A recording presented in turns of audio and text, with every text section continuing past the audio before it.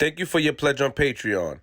Black Racist. Hey, yo, Flip. Yo. I'm going to put you on to some fire, man. They got this new beard wash company. They got the lotion and the everything. What's their name? They got a recovery room. What's the name? Maestro's Classic. G-Money's up front. I'll put you on. I've been put you on the Maestro's, man. You forgot where I brought you? You forgot where I brought you up there? Oh, man. You forgot about Ghost? All right. What's his name? Ghost, you know again? He cool, man. Yeah. Ghost is cool, man. Yo, make sure you get your Maestro's Classic beard care products today at Target, CVS, or go on maestrosclassic.com and use the promo code QueensFlip to get 10% off. 10%, that's it? I thought it was free if you put your... Are you crazy? All right, I get it. Make sure you go there today. Log on maestroswithas.com. I'm from Queens. G-Money! Yo. What's up, man? What's going on? All right, man. I'm chilling, man. You all right? I'm good, man. I'm trying to get me a new sponsor over here, though. I ain't gonna lie. These joints, I don't want to shout them out, but... So, we just did a whole intro, and hopefully you don't do it again. You know, your sponsor may have to just suffer because we did a whole intro, but then the audio was loud. And shout out to God telling G-Money to stop showing off, and, you know. But what you doing? Yo, G. Get comfortable, man. Yeah, G, chill out, G. Don't do it, G. G, don't do it again, G. G, chill. I'm gonna just show I can't just show it on camera? Yeah, you could. I just... Shout out Mikey Bills one time, man. I'm not getting... They're not giving me a check. Shout out Mikey Bills one time, you know what I'm saying? Hennessy and Chess, man. Brooklyn. Custom G-Money slide, you know what I mean, for the summertime. I'm getting ready for summertime early, you know what I mean? What's up, you good? I ain't gonna lie. You know, if I wasn't stubborn, I would say some positive things, but I have to stick to my guns as a dude from Queens. I ain't gonna lie. Like, let me see. Yeah, all right, they cool. Little custom joints, nothing too crazy. Yo, you was a show. That's some corn. Like, why you show off like that? And they pay you good? What they pay? All right, tell me your fee. Tell me your fee right now. That's just the cash. They went off just now. They just confirmed that the payment just went through. You know what I'm saying? Yeah, explain, man. But No, if I was showing off, I would put it on the table and leave it here the whole show. But that's rude, bro. That's showing off. And that'll be a whole extra fee though. I ain't gonna, you know what I'm saying? They ain't pay that much. Yeah. Facts. So that's a whole. I'll leave it the whole show. Fact. I respect it. You got sponsored too though. Let's talk about that. Yeah. Well, today my man Bino, you know, y'all always see me with the hat. I don't got the hat on. They got Maestro's hat, I think. But shout out Maestro's too. Yeah, Blood of Gold, my man Bino. Fire. You know what I mean? I got a call. I got to represent the sponsor. You know, I wear a lot of clothing. You know, if y'all want me to wear your clothing, man, it's just y'all be wanting to have conversations with me in the DM with my team. That's what my team tell me. They be like, yo, they want to have a whole conversation. Like, if it was me that's answering the DM, you know, you wouldn't be a fan of mine anymore. I feel like business is business, man. Conduct the business and then after have the conversation because you showing me that you respect the craft that we're doing. Don't try to squeeze it all in like, yo, what's up? I'm not going to talk to you. Then that shows me that you just wanted to bait me into having a conversation. Not everybody, because some people that I met, you know, been 100% business. And not to say that, excuse me, G, not to say that we can't help somebody out, because people always say that, like, you too good to help somebody come up. It's not that, but I'd rather you ask, like, yo, Queensville, I got this, you know what I mean? Yo, G-Money, get Queensville, I got these type of stuff, and I'd rather you ask and go a certain way than try to bamboozle your way into a conversation. That's just my thing, you know what I mean? I've been a slick guy, but salute to everybody that's sponsoring G-Money. Salute to the people that's sponsoring FlipDaScript, Maestros, and salute to the people that's sponsoring me, Bino and Loaded Lux. You know, Blood of Gold. You know what I'm saying? The jacket, you see it's a heart, a gold heart, a red heart. It's sliced in the middle. The blood is going down. Blood of Gold. Bino is a guy from Far Rockaway, you know, who's a part of Riot Squad. He has lost 2 members of the Riot Squad, which would be Stack Bundles and Chinks. But through all that, he still prevailed. And make sure you get your yours today at bloodofgold.com. And, you know, promo code QueensFlip. Yeah. Yeah, man. Feels good, you little bird. You're a bird. You be reading these. Yo. I know. You be reading this stuff. You be having whole notes. Like, they send you these notes? Yeah. Facts. If this was a sponsor, I was just, J.C. Penney, I would have been tight. You would have had to broke some bread with me, son. Page 14. But you ready? Let's do it.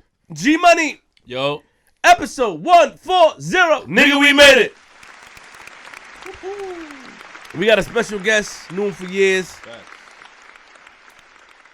I call him an entrepreneur, DJ. He paved the way for a lot of people in his own right. Mm-hmm. Put some respect on his name. My man Punch in the building. Punch, man. Round of applause. What's up, man? What's up, man? Introduce your comrade real quick before we get. First of all, it's Punch, man. I got my bro with me, man. GS9 Gino. Let him know. Tell the people. Gang, free the gang. That's GS9. They outside again, man. I'm warming them up as my artist. Okay. We just letting his face get seen right now. Then we gonna hit the button on him. Okay. That he's a bajillionaire like the rest of us. Got you. I mean, Then you can chase the flip money and the G money. Then you almost there. I chase your money. We trying to get at the don't throw us in the mix of that. He got the bread on right here. Yeah, exactly. You know what I'm saying? Yeah, he not broke. You he see the got teeth already, bro. You know what I'm saying? It's already there. I don't want the feds coming for me. I ain't got no Facts, money. yeah, man. I ain't got no money. Yeah, This joint clean. That's my boy, man. My boy's just coming home soon, man. Free GS9, free to 9. Mm-hmm. That's Brooklyn. That's the soul of this. That's like the start of the whole rejuvenation. So I can't wait till my boy come home, man. Okay. It's action time. Right. So for those who don't know who you are, let them know who Punch is, man, real quick. Wow. I mean, there's some people that know me from DJing in the clubs. There's some people that know me from DJing with touring. Mm-hmm. I've done shows with designer, shows with 50 Cent, shows with a bunch of people. I've been the official tour DJ for Young May the entire time that she Billboard charted through the big run. And then obviously most infamously known as the tour DJ for Tekashi 6ix9ine, the whole Treyway shit. Oh yeah, we Free the guys that's inside the proper ones. wow. Yeah, man. I've been a media personality. I was up at This Is 50 for almost 2.5 years. I was the creative director up there for about 1.5 years. Shout out to Brick Bro 50 Cent. Shout out to Jeremy Heineken Dutch, the whole team up there. And, you know, in my good old days when Flip was rapping, I was rapping too, man. We gonna get there. Yeah. We gonna get there. We gonna get there. We gonna get there. Leave me Nah, out but of you this. know, man. And I did everything, man. We battled. I did everything I did every single thing you could do with music, bro. You get what I mean? Like every single thing. I love this shit, bro. I've not had to work for years, man. Wow. I can't tell you the last time I had to work. And it's all because of music. It's a fucking blessing. We don't appreciate it enough. And we really, really got to just be thankful to music. You know what I mean? Like, this culture itself got me. My mom's in a better situation. My family, everybody, my niggas, my girls, every single thing, like everybody around it have been able to kind of feel, you know, the benefits of this culture. So thank God for rap. Wow. Hip-hop itself, rather, you know. So, real quick, Yeah. you know, there's a process that we go through up here. So let's back up. Let's Michael Jackson a little bit, moonwalk. I don't mean no insults when I say, oh, that sounds crazy. But let's just moonwalk back, you know, oh, God. It's all right, man. Yeah, because, you know, if you see back up Michael Jackson, you know, Yeah, take they it get back. nervous. Yeah, That's yeah. shaky. But we're going to keep it on It's rattling on the fence feet. a little bit. Yeah. Let's take this 10 toes, heels to the ground. Well, then you can't moonwalk if your heels is on the ground. Yeah, no, I'm just saying, no, let's keep it like that because we don't want to go that way because if we take it back and talk about Michael Jackson, when we take it back, usually we go back to when people. Yeah, shaky. That's just let it go. Survive and never live. Yeah. Yo, chill, boy. You wildin', bro. Don't do that. Yeah, don't Warming it ever up. do that. Don't ever do that. We flagged already. We flagged already. No, I was just about to say, yo, try not to use the F word, man. Yeah, I'm not gonna YouTube curse got- no more. That's a yeah, fact. YouTube got new rules, bro. That's a fact. Woo, YouTube Mute. is- Listen, feel free to mute my curses out. Yeah, but facts, I'm not gonna facts, be too bad. Facts. I've seen it. Who was up here that was cursing left and right? Up, Paul. Yeah, It was out of control. yeah, He shout needs to better bro. behavior. Yeah. We were talking. Take us back though. Yeah. Back a long time ago, where you was born. You know, were you born in Brooklyn? Like, take us Wow. back. All right. Well, I mean, born in downstate Med, you know, Brooklyn, New York. Grew up with my mom, solo life. You know, my mom is West Indian. She's from St. Vincent. So, you know, all of the random items in the house have been used for belts and things to keep it in line. 2 sisters, just grew up with the fam, kept it cool. Grew up almost all my life in Canarsie. I grew up in the hundreds in Canarsie. And then between elementary school, I moved to the 80s. You know, all my Brooklyn people familiar with that. And then, yeah, man, just grew up in Canarsie. You know what I mean? Where was your dad? You know, that's a good question, man. You know, I mean, he was double Dutch is like how I like to call it. He pops in, pops out when he's ready. You get what I'm saying? But from a very young age, I was always really, really smart, and I just identified it. You know, like I saw it through him before my mom did. You know, it drew a lot of conflict, I think, between me and my mom. I had to do a lot of maturing, you know, and I'm gonna say something that's not really a popular statement, but I'm being genuine. I had to almost grow to respect my mom because I saw the lies of my dad so vivid that I'm like, come on, man. You know what I mean? You're not seeing me. He's wilding. And I'm like, nah, she's crazy. She's bugging. She's not how she's supposed to, because she was allowing it. He'd pop in and pop out. You know, when I was young, I got real popular with basketball. Like, I was a big deal. Ranked top basketball players in New York, top 20 in New York, you know, the whole shit. So when I started to get really, really lit, take a wild guess who started double dutching back in. I wasn't jacking it, though. I'd be like, I'm not even paying him attention. He's in stands, popping up now. And, you know, my mom would look at me as like being a disrespectful kid, but I'm like, you know, at that time, I'm like, I'm going to the NBA. I'm not giving this nigga $1. You get what I'm saying? Like, I don't care if he lives or dies. And I'm not angry at him. I just grew, what would be the best word? Disconnection. So I just didn't have a connection with him. Let me ask a question about that. Sure. Let's stick to that a little bit. Pause. You said that, so when you say in and out, Yeah. first of all, is he from St. Vincent as well? Nah, my pops is Puerto Rican. I'm half Spanish. Your pops is Puerto Rican. Big So facts. from a young age, your father would come to the house but be gone for long periods of time. Big facts. Like what's the longest time He'll was probably gone pop in for a day and probably spin out for like a month or two. Really? And then as I got more into my, I guess what's that, junior high school to high school, started to probably become like once a week for a couple of hours. It started to become less time, more consistent. But by that point, I was already like, I see what's going on. I'm not interested. And you saw what's going on based off of what you saw outside in the street, in school. Like, how I did just you think catch I was on? able to identify real quick, just simple things, man. You know, I'm not big on the definition of family. I redefine what family is to me. I want to choose my friends. I want you to kind of earn the right to be what I call my family. And he didn't earn that right. So I don't consider him family. I just consider him the guy who, you know, got lucky with my mom's one day. Like, it ain't that difficult to make a kid. You get what I mean? So, I'm sorry. So, he didn't discipline you or anything? He didn't discipline you? Nah. So, what was mom's thing? Like, what was her thing? You know, what was her excuse? It just would be like, yo, it's your father, respect him. That's like a Caribbean way. It is. It's like, yo, it's your family, man, respect him. And I'd be like, no, I grew up so American, bro. Like, I shun away from it. I you know, my mom want to play calypso and soca in the crib. I was not jacking it. I hated it till I was grown and started to respect the genre of music. I hated everything like almost West Indian growing up because I'd be like, yo, this is that shit that y'all allowing. Y'all, you know, it's a very unique thing. All my West Indian people will attest. West Indians are very unique people. Very, very, very down to earth, very about their culture, very in, but they also have like ways to them that was difficult for me to understand until I got older that is really embedded in them. You know, the way that they show love. Like, I don't know about, you know, you Trini, right? No, I'm Jamaican and Haitian. My Jamaican wife is Haitian and Trinidadian. you. What you do, man? I'm black. Oh, straight man. man. Oh, okay, Yeah, cool. basically. Like, I don't know how it is for you, but I know for a fact that like love is awkward to show like in certain Caribbean. It's like they don't, like your mom will be like, whatever, and then make you dinner. You get what I'm saying? Move up, boy. And then like finish cooking. He know my man hates you 100%. It's weird. It's like they don't really know. My mom loves me, bro. You get what I mean? They don't know how to show the love. But they don't understand it. Culturally, they were brought up to where that's like an awkward thing for them. And I didn't understand it until I got older and mature enough to not judge it, understand I'm a part of it no matter what I want to do. You get what I mean? Like, I'm Puerto Rican, bro. No matter when I was young, I'd be like, I'm not Spanish. I don't know this nigga. I'm Puerto Rican. You get what I mean? I can't fight it. I mean, it's what it is. You get what I'm saying? Did you ever have an argument with him or a conversation with him about his absence in the home? As when I became grown. And what was his excuse? I mean, the excuse was just like, I'm working a lot. I just used to be like, well, all right, cool. Where's the bag? You know, in short terms of how that conversation went.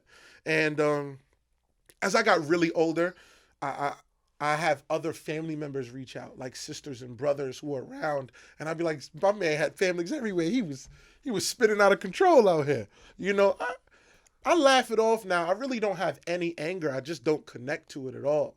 And it's been hard. Like my family that's on his side, they reach out constantly to me and I just like curve it because I'm like, I don't even connect with my pops. It's hard. Like that whole, you're my bloodline, so I should just love you. I don't understand that. You get what I mean? I really don't get it. Like my friends, I got friends, Flip G. I got friends 25 years, man. You get what I'm saying? I'll kill for these niggas. Those are my real life friends. That's my brothers. So they not friends no more. That's my blood don't make that like a cousin that pop up every 10 years. Ah, man, I love you, man. I don't understand that emotion. Right. You got to kind of earn it for me because I'm going to go hard for the family that I choose. You feel me?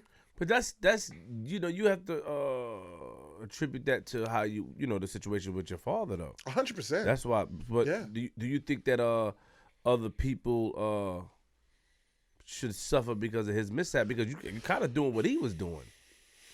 Not in the way of leaving and going in, but sort of like by him, in retrospect, by him doing that, he had really no remorse or care about how anybody would feel. And by you not like even giving them, now, I don't really know, I'm just my opinion, a conversation, they really might genuinely, I want to get to know him and speak to him. Yeah. And you're just like, I don't care. Yeah. You know what I'm saying? And it's sort of that it's not their fault. Yeah. It derives from him. Correct. You know what I mean? So it becomes that's their stance. It becomes a triangle. Because when they've hit me, and I've had a couple conversations. Okay. We haven't gotten deep with it, and I'm gonna be honest. Well, you're a good guy. I do keep a stiff arm. Not the punch I know. So, I know. You know what it is, very, man, very strange. Very strange to hear that, but I respect it. But in no way am I blurred, and in no way am I like I don't get it. Like I understand what it is. It's just difficult for me to allow people in close. Respect. Once you're there, Jesus, it's like access. My bread is your bread. My win is your win. Amen. My wave, your wave. I got clout, you got clout. You get what I'm saying? That's it. My boy E on the come up now, he's right with me. There it is. It's a fact. I see. That's how it goes. Right. So and that's and I think that we can attest to that. How I've represented, I don't want to skip ahead to that, but how I've represented my artists, it's the same way. It's like once I go, we here, let's do it. Now you with me everywhere. And then I get the whole, he wants to be Khaled, he's yelling, he want to co-sign, he's dick riding. And it's cool, I'll take all of those titles because all of those titles is for somebody that's going to war for someone. That's what I'm with.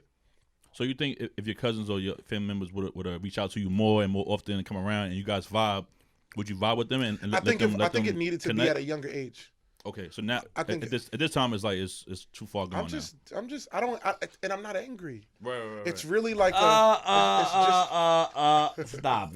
Stop it, Punch. Stop it. You're not angry. No, you're not angry, but it's still a distaste in your mouth about the situation, because if it wasn't, your reaction wouldn't, or your response wouldn't be that way. Okay. This is psychology 101. I'm You're listening. a smart guy. You're good with words. Me personally, if you ask me, I say, Punch, have a conversation with them. See, and then you be like, if you feel like they were, this is be my opinion, because I'm a guy that, my grandfather had, on my father's side, had about 23 kids. Jesus. And I'm a guy, I go around the world when I travel. When I started to get more popular and I was able to travel, I find my family. Daddy, who is this? Oh, that's your aunt. I look it up, find them. I'm your nephew. How you doing? Really? I have a conversation. Now, some of them are receptive.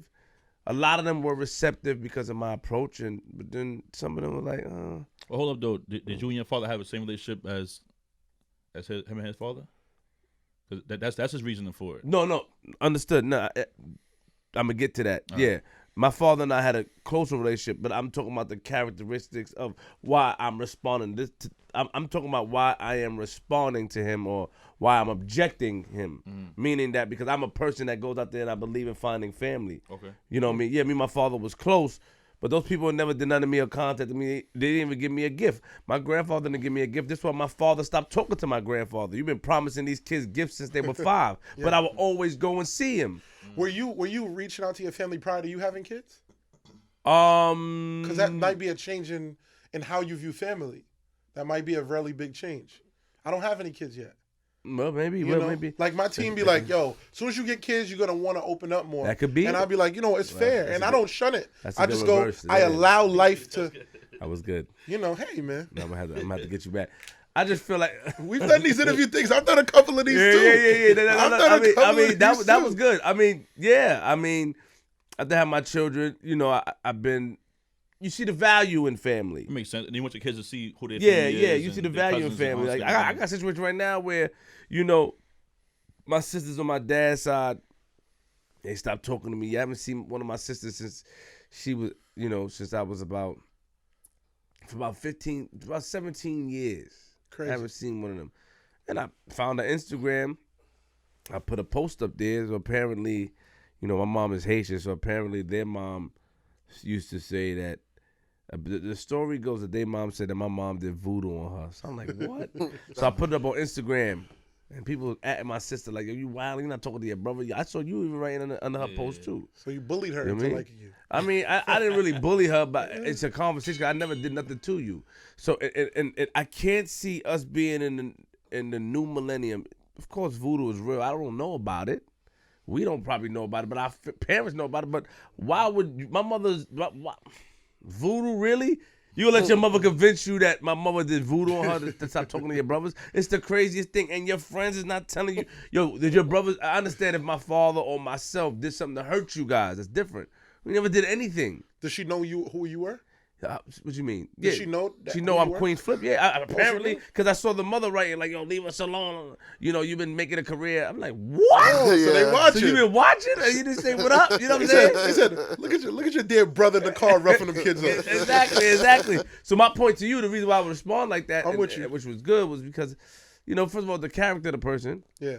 and I feel that you still got, you know, healing to do. That's just my opinion. The I'll way take you it. speak. I'll take The it. way you speak, and you're good at, you know, that's journalists, people that's journalists and listen and talk. They're good at pushing things because you really would not even get me to sit down and do an interview. Really, you know.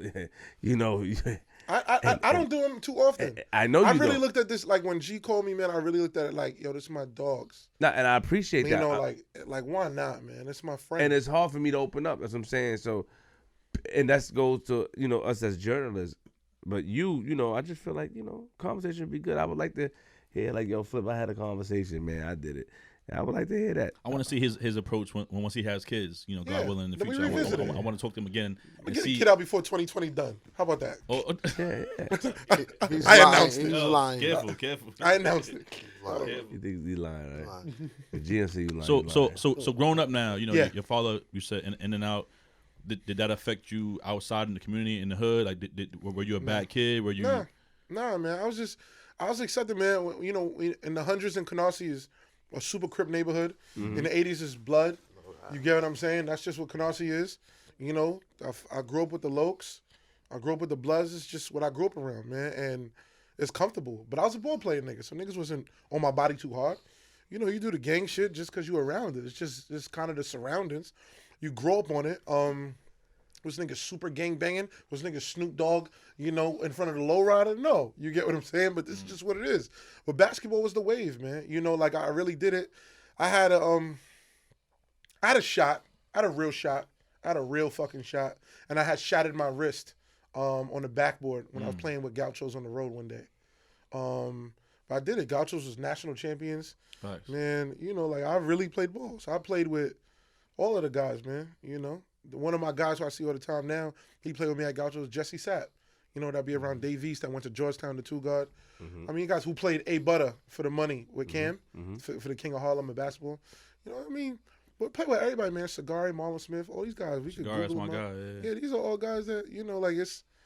And I went to school. I went to school with the #1 basketball player in the country. I went to school with Lenny Cook, who's probably like the most unique. Y'all should interview Lenny Cook. That'd be dope. I'm gonna be so real. You know Lenny Cook's story? You know Lenny Cook's story? No. He was supposed to be like LeBron or something like that. LeBron, Right? look, I don't want to say it worded like that, but Lenny Okay. Cook was the #1 basketball player in the country since 5th grade. Every single #1 basketball player in the country, according to every single ranking. Until 12th grade, Amari Stoudemire went #1 and he went #2. And Lenny Cook went to ABCD camp, which was Adidas camp, and played against a young LeBron and did not take him seriously. And straight up LeBron bust his ass that game. And in the Lenny Cook movie, because it's a movie, we're talking about I was there when he shattered the backboard. Like, this is not like a regular, this is like an unbelievable superstar of an athlete, ridiculous. And LeBron outplayed him at ABCD camp and everything went off. And it's just been crazy. But Lenny was doing crazy shit, man. School, Lenny's chilling with Fab and Clue on Monday night mixtapes and coming to school the next day. And I'm like, yo, what's up with Fab? Yeah, he did this Eye of the Tiger freestyle. You go hear it. I'm like, what? 3 weeks later, Illuminati. I'm like, Jesus, my classmate is the man. You know what I mean? He was in Fab videos. Lenny was it, man. Lenny had grown bitches fucking him, huh? He didn't get injured and like that? Nah, Lenny never got hurt. Lenny went through the draft and they started saying that he was negative, that he had a bad crowd. It started to be bad. Like Gavin was around him. Not saying that was the bad crowd, but Gav was famously around him. Fab, Clue, Skane, all of them. Yeah. Your cousin, all of them around. I pay attention. I listen to these fucking episodes. These freaking, abuse that out. Don't point at me, man. Yeah, I love it. Because he was around the Queens. The Queens guys corrupted the young Brooklyn legend. So wait, let me ask you a question. Yeah. And we're going to get back to Lenny Cook real quick. Yeah. Sebastian Telfair. Yeah, that's my boy. When, because I heard him and LeBron was on a cover together. Him and LeBron, he was. Lenny is class of 01. LeBron is class of 03. Bashy is class of 04. So was Bashy nice as well? Bashy's unbelievable. One of the best point guards I've ever seen in my entire life. Wow. Yeah, 100%. I mean, I played basketball with the cream of the crop. So if you were ranked with that cream of the crop, like you're talking about the best high school basketball competition ever. Ever. They all say it. Like the 6 years, the year before I went to high school and the year after, and the 4 years that we were there. I mean, it's so many NBA players, unbelievable. It just was so much. We had Julius Hodge went to the league, Sebastian, Quincy Doobie, Charlie Villanueva, it's mad people. What school you went to? I went to LaSalle. Yeah. Nice. I was going to transfer out and then go to Lincoln my last year. That's what I really wanted to do.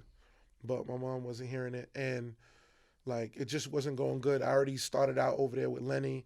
Like, I was on pace to being, like, one of the top 10 scorers, all that shit like that, yeah. So what happened with Lenny? It just got bad. He didn't get drafted. And then they just started making it seem like he was this monster guy, and they kept using him as LeBron's career starting point. If you look at the LeBron movie, it starts with like him outplaying Lenny. You get what I mean? Like that's where his story starts, because LeBron's burst out. LeBron is our year. LeBron wasn't number one yet. Not even close yet. And Not even close? No. LeBron was like top 40 maybe. Yeah, but then when he busts Lenny's ass, oh yeah. They say he was ranked higher than LeBron and Carmelo. Who? Lenny. Yeah, in the Lenny movie, in the Lenny movie, Carmelo goes, I looked up to Lenny. He used to kill Carmelo. I've been there when he's outplayed Carmelo badly. I've seen Lenny really manhandle people, bro. Yeah, it's unbelievable, bro. Wow. So I've seen literally, it's like and I hate to say it because this is my friend, bro, but I'm talking about like, it's probably the biggest, like, I guess, story of disappointment ever. Why he didn't get drafted? Well, we'll speak to it. Like, yeah. But it's a whole story. I'm telling you, they know it. Lenny Cook, that's like the New York. Do you have a contact for him? I'll get a reach out to Lenny. Yeah, it's easy. Yeah. That'll be, I'm telling you, bro. Like, that's a story, bro. I want to be able to tell him, like, yo, you wasn't not paying attention. You was skipping school. He get to do anything you want, car, like the whole shit. Lenny was LeBron before it. You got to also remember, too, that it would not have played out like that if they had internet fully at that point. Like, LeBron was the first internet star. Like, Bashy wouldn't have been Bashy without LeBron, because LeBron was getting so much attention. Then came Bashy, and then came Lance. You get what I'm saying? And then came, Whitehead. These guys, it was already programmed to get that magnitude of attention. You get what I'm saying? Yeah. Lenny, I'm looking. Yeah, G. Anyway, so back to Punch now, because these guys got enough light. You know what I'm saying? Shout out to them, but they got enough. We have Punch right now. You know what I'm saying? Yeah. So you in school, you playing ball. Yeah. You shattered your wrist. You sell your hand. Yeah, I shattered my wrist, and then I was like, yo, I'm gonna go lift weights. Fuck it, I'm gonna go to another school. I'm gonna go and be a walk-on Georgetown. I'm gonna go up there. Gonna do what I do. They know what I am. I went for a visit at Georgetown and everything, and everything was lit. And then after about a month or two back playing, I dislocated my knee, and I was like, God is telling me to just chill out, man. Maybe that's not it. Right. I was already like writing raps all day in school. I was battling every basketball tournament you could see. Yeah, I came battling Mook and shit like that, all the tournaments. Really? Yeah, all the time. These are like, this is friends. Mook went to school in the Bronx. Yeah. So we battled a bunch of tournaments. Yeah, because it's always there. You get what I mean? Mad people. Lux been around a couple times. Rex. You know, because it's like, they was all around. Right. Yeah. Everybody fiending to rap then. Of You know, course. that's where you got 89 raps and you just ready to go. Man, the good old days. So You when you don't start rap rapping no for more. real though, like in high school you started writing? Yeah, I was rapping, battling, doing the whole shit. That's why a lot of, you know, in like the early, not what it's formed into now. I'm still respected by the guys. But like in the early URLs, I was around all of the ciphers doing everything with Lux, Math, Iron Solomon, Hollow the Dawn, all of them. Yeah, because this is my guys. So when did it get serious for you with the music? As soon as I started trying to just figure it out, what happened was that one of my close friends, Los, who was like my manager at that point, he was a heavy hitter. And you know, from, we worked at Los at the very start, Los worked at Interscope. in the school, right? Yeah. Yeah. Shout- Now Los is like runs that's my Warner. man Los. Shout out to Los. Yeah, Los. Yeah, I remember again, and this starts to get closer to like y'all stories and everything like that. It's like when we were moving around enough, and Hot 97 was not paying attention to what was going on in like the young market. Brooklyn was not lit at that point. Brooklyn was super majority dance hall and reggae. All of the rap parties were getting shut down. Constant police activity. Brooklyn was not lit. Queens, very similar situation. You get what I'm saying? And then Long Island started ringing off all of the spots, all the colleges, and then all of the young DJs was really thriving and coming out of there. You get what I mean? And then that's where I really started kicking off. So we started playing my records, and I got... but before we Yeah. get there though, when did you know that it was serious? Like you said, manager now. Like before that, like how'd you know to get a manager? How'd you know like? Well, that when was did just it- two young dudes. Like, I'm a manager, you're gonna be the rapper. I mean, it wasn't really like too thought out at that point. But Los, you said worked at Interscope at the time. No, Los was interning at Interscope, but I say he Okay. became the same Los to reference that. Is the Okay. same Los. So he was interning. But at the beginning, he was and interning. you and him linked up. Los was interning for Renee, who now is the president of G Unit, who was then working under Nelson, who was the guy who basically ran 50 Cent. That's why that's Money Nels. Like, so it's mad shit. So I came up under that tree. So I've always kind of fake been around G Unit too. Hold on, yo, Gino, man. You can put that thing, you look crazy on camera, boy. You go look crazy on camera, man. You gotta look like that. Camera right on you, man. My fault. I was trying to say, you didn't take no break. I'm waiting. I'm like this, trying to get your attention like this, yo. Nah, And business. I got it. My yo. fault. Yeah, I don't want you to look crazy on camera. Again, Nah, I'm trying to get him on one game. He still play two games. I understand. And, Gino, I mean, you can always say excuse me, Yeah, Gino, I if mean, you want facts. to, man. You're I my just want you to fault. look, they complain in the comments about that. I got you. Yeah. Nah, facts. All Salute, right, man. salute. It's love. Yeah. But then, you know, I was around, I started being around Interscope. Los was interning, I was in the offices every day, and I started seeing like, oh, there's money here. You know what I mean? I got real close to Rich Boy when Rich Boy was up. And Jibs. I actually was a part of Jibs' original project. I helped like A&R, like his first record, and then helped pick the feature for King Kong, which was like with Chameleonaire. That's how I got cool with Chameleonaire and Mike Jones. Like I really was, I mean, you know, I was one of the first guys from the area to kind of, from my age, to get like industry love and industry support. And then I was never a hater. When I got on and I had industry events, G Money's come out to industry events. That's when I used to run with Reg. I remember, bro. I got good memory. You get what I'm saying? I invite out everybody. And that's when Get Wet formed. Had all the Get Wet outside, Monumental outside, Physics, Spider, Spinfo. These are the guys that built our culture. You get a Reservoir Dog, shout out to them. Facts. You get what I'm saying? That's K-Dog Kid, Yeah, Bully. I know them. Yeah, of course you know. You know, like, but this is our cloth, and I've never, it's so weird. I never heard nobody ever talk like this. Like, they just act like this whole thing never happened. Like, this is putting G Money like top 3 hottest DJs in the city. Lennox, Facts. You get what I mean? Like, Yeah. you know, and if you really want to be real, that's where the Hot 97 politics started coming in.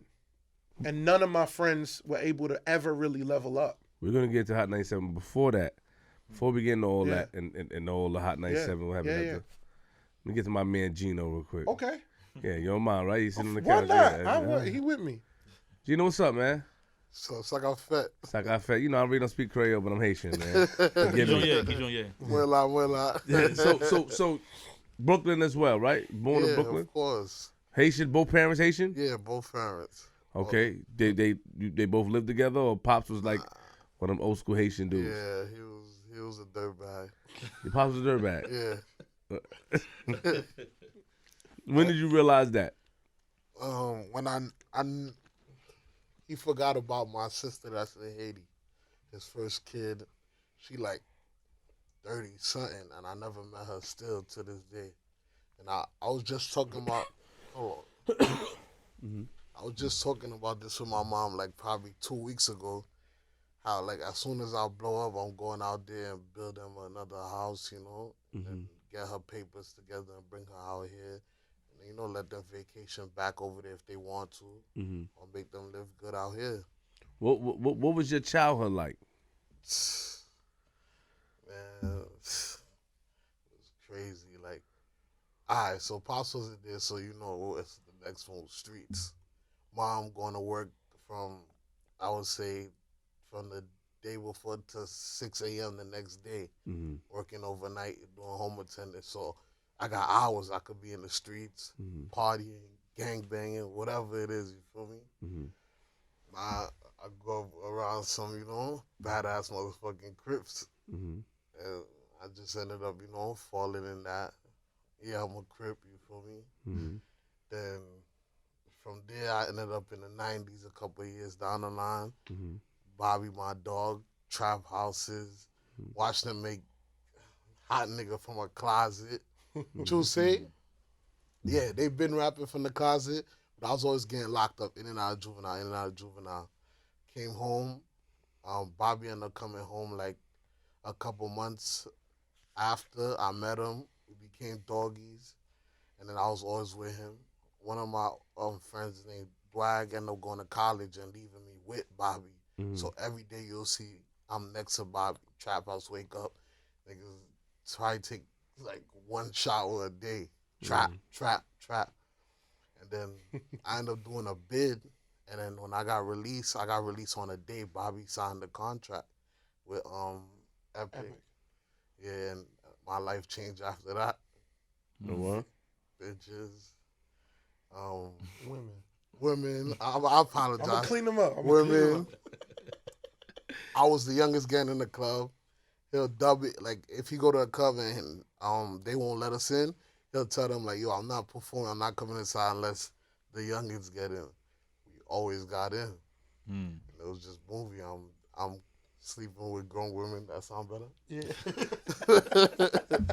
So, yeah, life was good. You got other people, they'll spend their bread on me. You know, I don't got to go in my pocket. They want to show off. All right, go ahead, show off. You feel me? And after the dogs got locked, I realized I got a talent. I tried rapping and I sound good, hella good. I got new stuff on the way. So He's a beast. He's really a beast, man. When I stamp it, it go. Like, and my boy, he got the 3 letters already. Like, you know what I mean? Like, once it's GS9, everybody already looking. That ain't certified know, you know what I mean? This is Subwave. Like, this is it. You get what I mean? Like, this is him. So when it's like, those are the moments that I can't wait for, because it's like another time. I've seen it. Like, we've cooked up from nothing and then made it in there. You get what I mean? Like, me and Emma used to be in the crib working on the show. I don't want to skip too far on it, but I've seen that go, and then we on Billboard. You know what I mean? Well, we get to that when we get to that. But my boy next. I believe in him. That's why I got him here. I could have brought anybody. Just, you know, when I see that, how they working here, I said, oh, let's get my guy. This is how you make it win. Yeah, I appreciate that. And then now when he stamps, 2 years, like, when we had Gino first interview, I don't know what none of you platforms was talking about. He told me about his pops. Yeah, facts. And you Haitian, so you get a big pass. Yeah.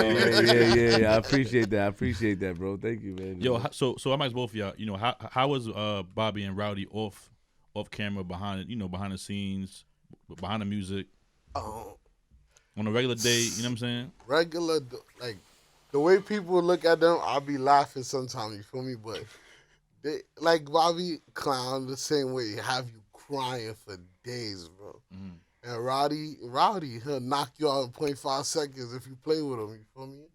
Like, they just regular. The same way, I would say, like, yeah, there's time where they gotta be serious. You feel me? But, like, the dogs is just the dogs. They regular hood. Like, you walk down the corner, they at the corner store, slippers on. You feel me? Might have his gun on him. Now I'm joking. You Feel me? They got in trouble for that already. Come on. Already. So on. But yeah, son, eating chicken from the chicken box on the corner. They good guys though, basically. Yeah. I remember guys. a day in quad, and this is like a couple of days before they got pinched. I brought Bobby some records, right? I brought Bobby some records. Bobby, I'm like, yo, Chewy, hear the records. This is Bobby. Like, yo, all right, cool, I'm gonna get to it. Not paying no attention. He don't care. Rowdy like, yo, Chewy, the nigga got some heat in here. Let's work. He's arguing him. Bobby don't want to do none of the records. Roddy start recording. Soon as Roddy touched the mic, Bobby like, all right, cool, I got a hook. You know, like I'm just like, you know, like and it was I was it's this record that nobody got. It's this record called Shmoney All That I Know. And I tried to take the record, you know, to be honest, I tried to take the record and get Cardi on it. You know, because Cardi's my homegirl. You know, that's my dog, super cool, showed me a shit ton of love. Even when she's still Cardi, if I DM her, she answers back. And I've tried, you know, we still got it. She got another album coming out. It might just hit. But I know that nobody wants a Bobby record now, knowing that Bobby's coming out later. Not yet. But it's just, you know, it's like, why not just wait for the new one? But there's a record that we did that night that's just amazing. But it's tough, man. Label issues, back and forth with the jail thing. You know, and I was like the only one to get Bobby interviews. I had Bobby interview went viral the first time. Bobby's interview that went viral the second time. Rowdy's interview with Bobby and Rowdy. So I did all of those on This Is 50. And it made that, you know. I don't want to put Bobby with the 6ix9ine shit, but we get there. I wish you never did that, but I know, man. Bobby, you should have been there when Bobby called me like, yo, Punch, man, your Famous is out of you're done right now. You're done with Famous. As soon as they said Tekashi snitching, I was like, he gave you 1 billion streams, man. At least you got the bag for it. Like, I have my face in this video.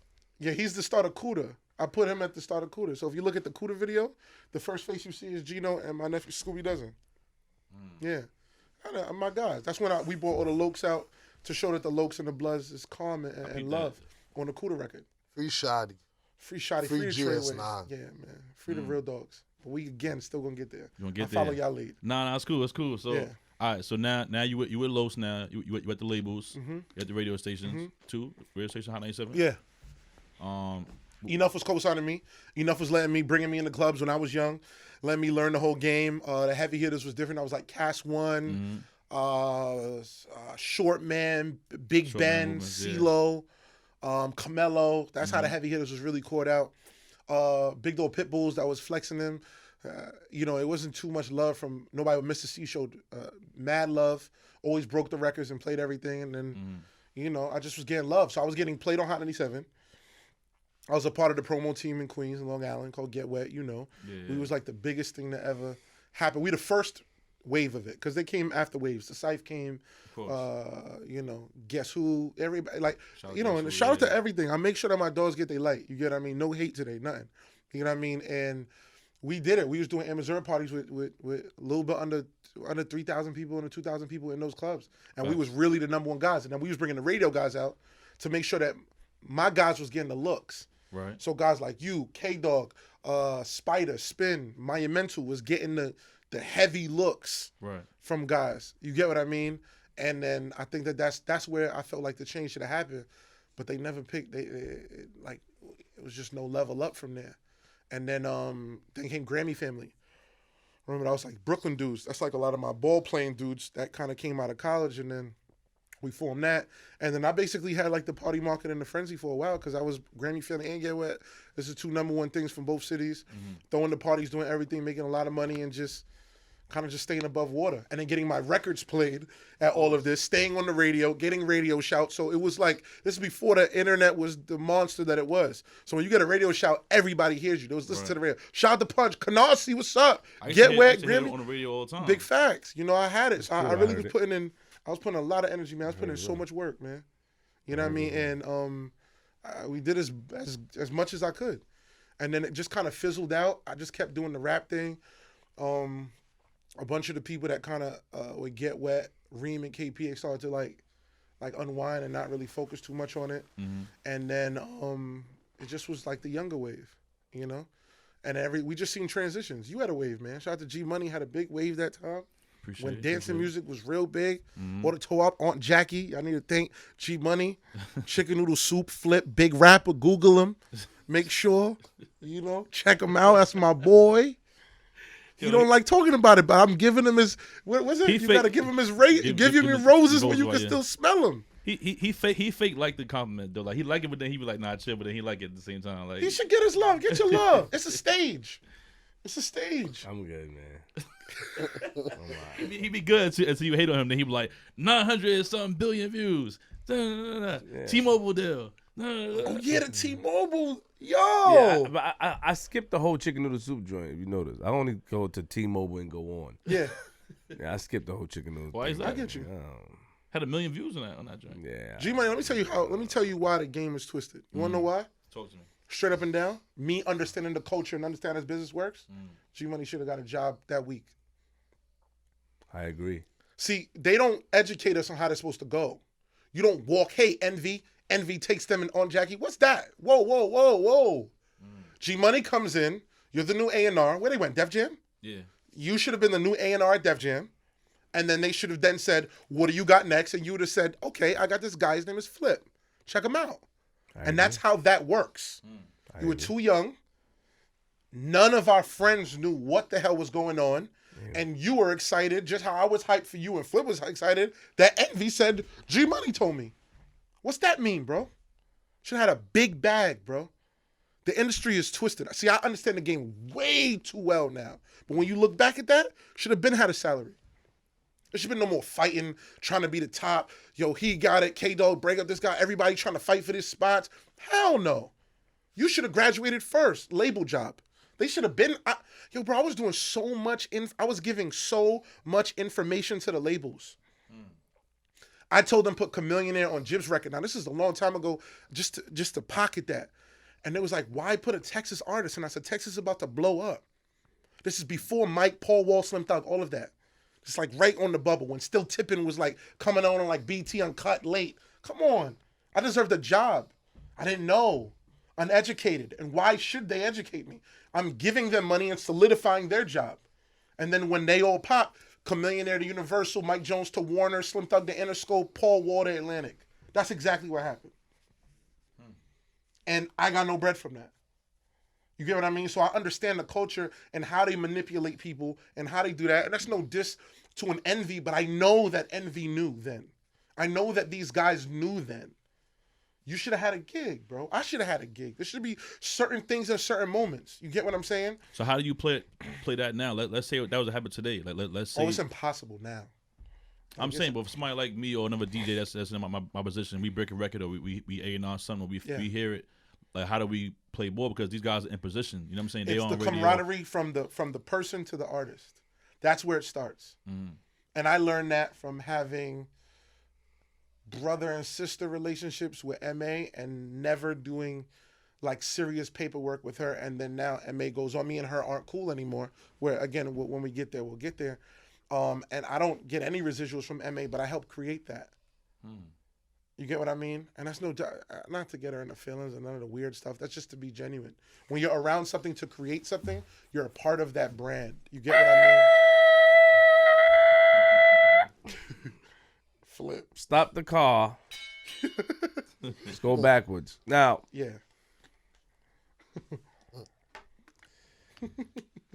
Let's talk about the DJ Envy thing real quick. Yeah. Now. That struck a nerve. I seen you peak like, It made sense, but at the same time, can you really blame them for you not being educated?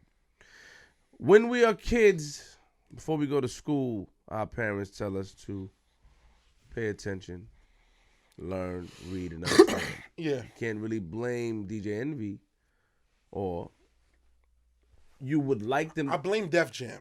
You can't, but listen to what I'm saying. And what you said. Definitely blame Def Jam. The way Envy knew. The way you put it makes sense because a lot of people, and thank you for opening up a door because I wanted to talk about this. I started to talk about it on my live pertaining to G Money. Yeah. Move over because this may strike a couple of nerves. I like this. No, for real. You see, the problem is you said the way you put it was magnificent. Thank you. I like how you put that. And then I agree. Then it's like, we supposed to educate ourselves, but we're too young. And you may look at it as, well, Envy's from Queens. Why wouldn't you want to bring somebody else on? And, he just took it and he took the record, and Jason Fox and them broke. And Jason Fox also should have brought G Money on. 100%. That's why I said it's about the DJ and the artist camaraderie. Yeah. That's really what it is. So, but yeah. to tap on that exact moment, back then, I don't think that a new artist understood their power. And the reason why I go to Envy is because, I know for a fact that that's not in Envy's bio. He doesn't care that he got Jason Fox signed. That's meaningless to his storyline. No diss to Jason Fox. You get what I'm saying? But that would have been humongous in his storyline. I agree. So these guys that go, I just did this, probably made a couple bands. Mm-hmm. Man, that would have made my man's career. That would have sparked his career. Mm-hmm. That would have been his draft day. Mm-hmm. So that's why if we look at my gram, what do I do? It's always information. Because now that I learned the game, we're gonna put people on. And we're gonna educate them. We're gonna learn something. And I agree. Once again, Fox should have put G Money on as well. Mm-hmm. Like, because I saw the video with Envy, like, I got it from a kid named G Money. He shouted him out. Yeah. Jason Fox just be like, I appreciate that, bro. Come, let's do something together. 100%. Because that was, you helped us get a situation. Mm-hmm. And then, a lot of people don't understand. You see, this is why, I get messages and, pertaining to G Money. And then even from people that know him, right? And I need you to listen, because I was going to do a live about this. And it's like, you guys try to, not you guys, but people try to put him in a position, meaning like, you should do this, you should do that. We talking about G Money. Like, you should do this, you should do that. Because I got a message this weekend breaking down G Money and my friendship. And I just, in my mind, I was like, how dare you? Meaning that, other opportunities that was presented to this man, it wasn't capitalized on. And if I removed myself from a situation, or if our friendship wasn't there, what would you do to compensate what we're doing together? Okay. That's how I think. Fair. Because it's like, you can give my man advice, you can write me long messages all you want to. Mm-hmm. But now if Queens Flip said, you know what? My man, he's a DJ. He's a great DJ. But we have to look at the facts. People don't look at the facts. They look at the loud, boisterous. If I say, like, I'm good. If I'm offending my man, if y'all feel like I'm not giving my man any shine or whatever, I'm out of here. Cool. I'm always do what I do. He's gonna do what he do. He's gonna always be good because he's a talented DJ. He's one of the top DJs. Mm-hmm. But when you breaking in the situation as far as being a personality, with the help of someone, we have to try to stop the divide and conquer tactic. That's the problem. Okay, now that's where I'm going with this, because I know it's a little confusing. You gotta stop it, because now it's like, just because we don't talk about it, you really don't know what Queens Flip does or what is happening behind the scene. And sometimes I mention it, but it's corny to me to mention it. It's corny. I was thinking about it, like, it's corny for me to say, like, I ain't take a BET deal because they ain't want my man G Money. I ain't go to Viceland because they say, that's corny. Now, in retrospect, when I think about it, it's like, it's fucked up, because I did that before with the Lock-In. Lock-In, I was offered a deal from Epic. We gonna give you a deal. You got to take Kaya, Hits, Joker off the record. I said no. Mm-hmm. So it's like a ongoing thing. I keep saying no, and then I find myself having to claw and fight harder, but y'all don't know what he has done for me to want to do that. Correct. So when you come with the divide and conquer tactic, it's just, and that's why I said, like, you brought up Envy. It's like people helping each other, because when you finally try to help, because he helped me in a lot of ways. If I fell for, I remember I used to always, and he'll tell you this, back in the days when I wanted to play a record, I would throw DJ Young Chow in his face, right? I would throw all these DJs in his face. He was like, flip it. That wasn't right, though. Yeah. Because now they wasn't doing it. So if he decided it, like at one point he did, him and Kid Famous erased the music. All right, we ain't gonna do it. He still held me down. But if he decided to go with Young Chow, whomever else I was throwing, went to bat for you like that. Yeah, that. exactly. Well, how would they be able to put the pieces together. That's what I said, because I got a long message, and pardon me for ranting, because I was going to do a live about it. Like, yo, and I wanted to approach it because I didn't want people to think that, yo, my man is like, no, it's not that type of situation. My man is a whole DJ that's mad nice, that gets booked for weddings and famous artists that I don't know anything about. Yeah. I didn't make his talent. But when it comes to something that we both coming into, and of course Queen's Flip is the leader of that because I'm boisterous, my face is out there and I have a big following. Big facts. When it comes to that, you know, you shouldn't go on the fake, I don't know who it is, but it shouldn't go on this different accounts sending me messages and it didn't bother me, but it's like, You wanna, people don't really know. You don't really understand the work that's put in. You don't understand the sacrifice. Just because I'm loud, just because I do what about the sacrifice? Have you ever called G Money and said, yo, G, what's the sacrifice this man has done for you? Why you stuck around? Why does he stick around? Fair. What's the sacrifice? Yeah. You know, and I'm tired of like explaining the sacrifices. Yeah. I'm tired of explaining. I mean, that's corny to keep, because it's diminishing who my man is. Right, like, cause it's kind of like an insult. Like, oh, yo, they didn't want him without me. That's corny. I don't want to keep doing that. Yeah. That shit don't make me feel good. Correct. That's why I didn't do a live yet at all. I'm telling you this week I got a message about G. I'm like, and I'm reading. I'm like, all right, cool. I'm gonna do a live. And I started to in my crib on YouTube. Then I said, you know what? I'm not doing that no more. Where it's trying to put my man down to make me look I good. got you. Because that's what it's like. Because I'm 100%. basically saying, even if the truth or not, I'm basically not giving, you're taking credit away. But then it's like, when you push this narrative, if me and him was to split, he's gonna be a DJ, right? And are you going to fill a void to help my man be where he should be, not where he want to be? Because he could make anything. I watch him play. Look what you just said. That's why I was quiet listening. I didn't know where this interview would have went. I mean, initially. Yeah. And I'm listening to you with the knowledge and stuff, and that's why I'm sitting here like, you see, I'm listening to Punch and what you said about him, like being observant. You understand what I'm saying? And you like, yo, now I flip G Money, and it's true because that's how I feel deep down inside. So I try my own way to compensate for that, Punch. You understand what I'm saying? No, I want to tap on something, Thank you. and we can pull it back. What happens is this. This is part of my issue with the culture. New York specifically, how I could definitely address. The DJs just aren't respected in the city at all. And in a twisted way, this is why a lot of DJs didn't like me at first, is that I was like, yo, y'all don't respect them anyway. I'm a DJ. I'm going to show y'all how easy that this is, because y'all don't even respect the guys who deserve the respect. You get what I'm saying? Spider, one of the dopest DJs I've ever heard in my life. People look at him like he's some joke thing. Like on some, whatever, yeah, he had his time. But realistically, an animal behind the wheels. You get what I'm saying? And there's a lot of guys that's like that. You get what I mean? My point is, that kind of made me be like, look, I'm going to start DJing. Because y'all not understanding how these DJs, and I'll start looking at my DJs like, maybe y'all not doing enough, like yelling and moments of making your presence be heard. And I think that's how, when I DJ'd, I became so big at it so fast, because I looked at what the flaws were, did everything that they were doing as much as I could, and then filled in the gaps with the making sure the social was right, making sure that we was right next to the artist, making sure that what I was doing was not no secret thing. Nobody was going to be able to pull the cape over what moves I made and then take that credit for what I did.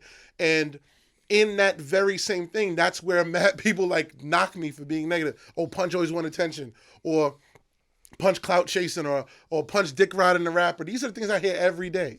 And it's all cool, because that means that what I purposely did effectively worked.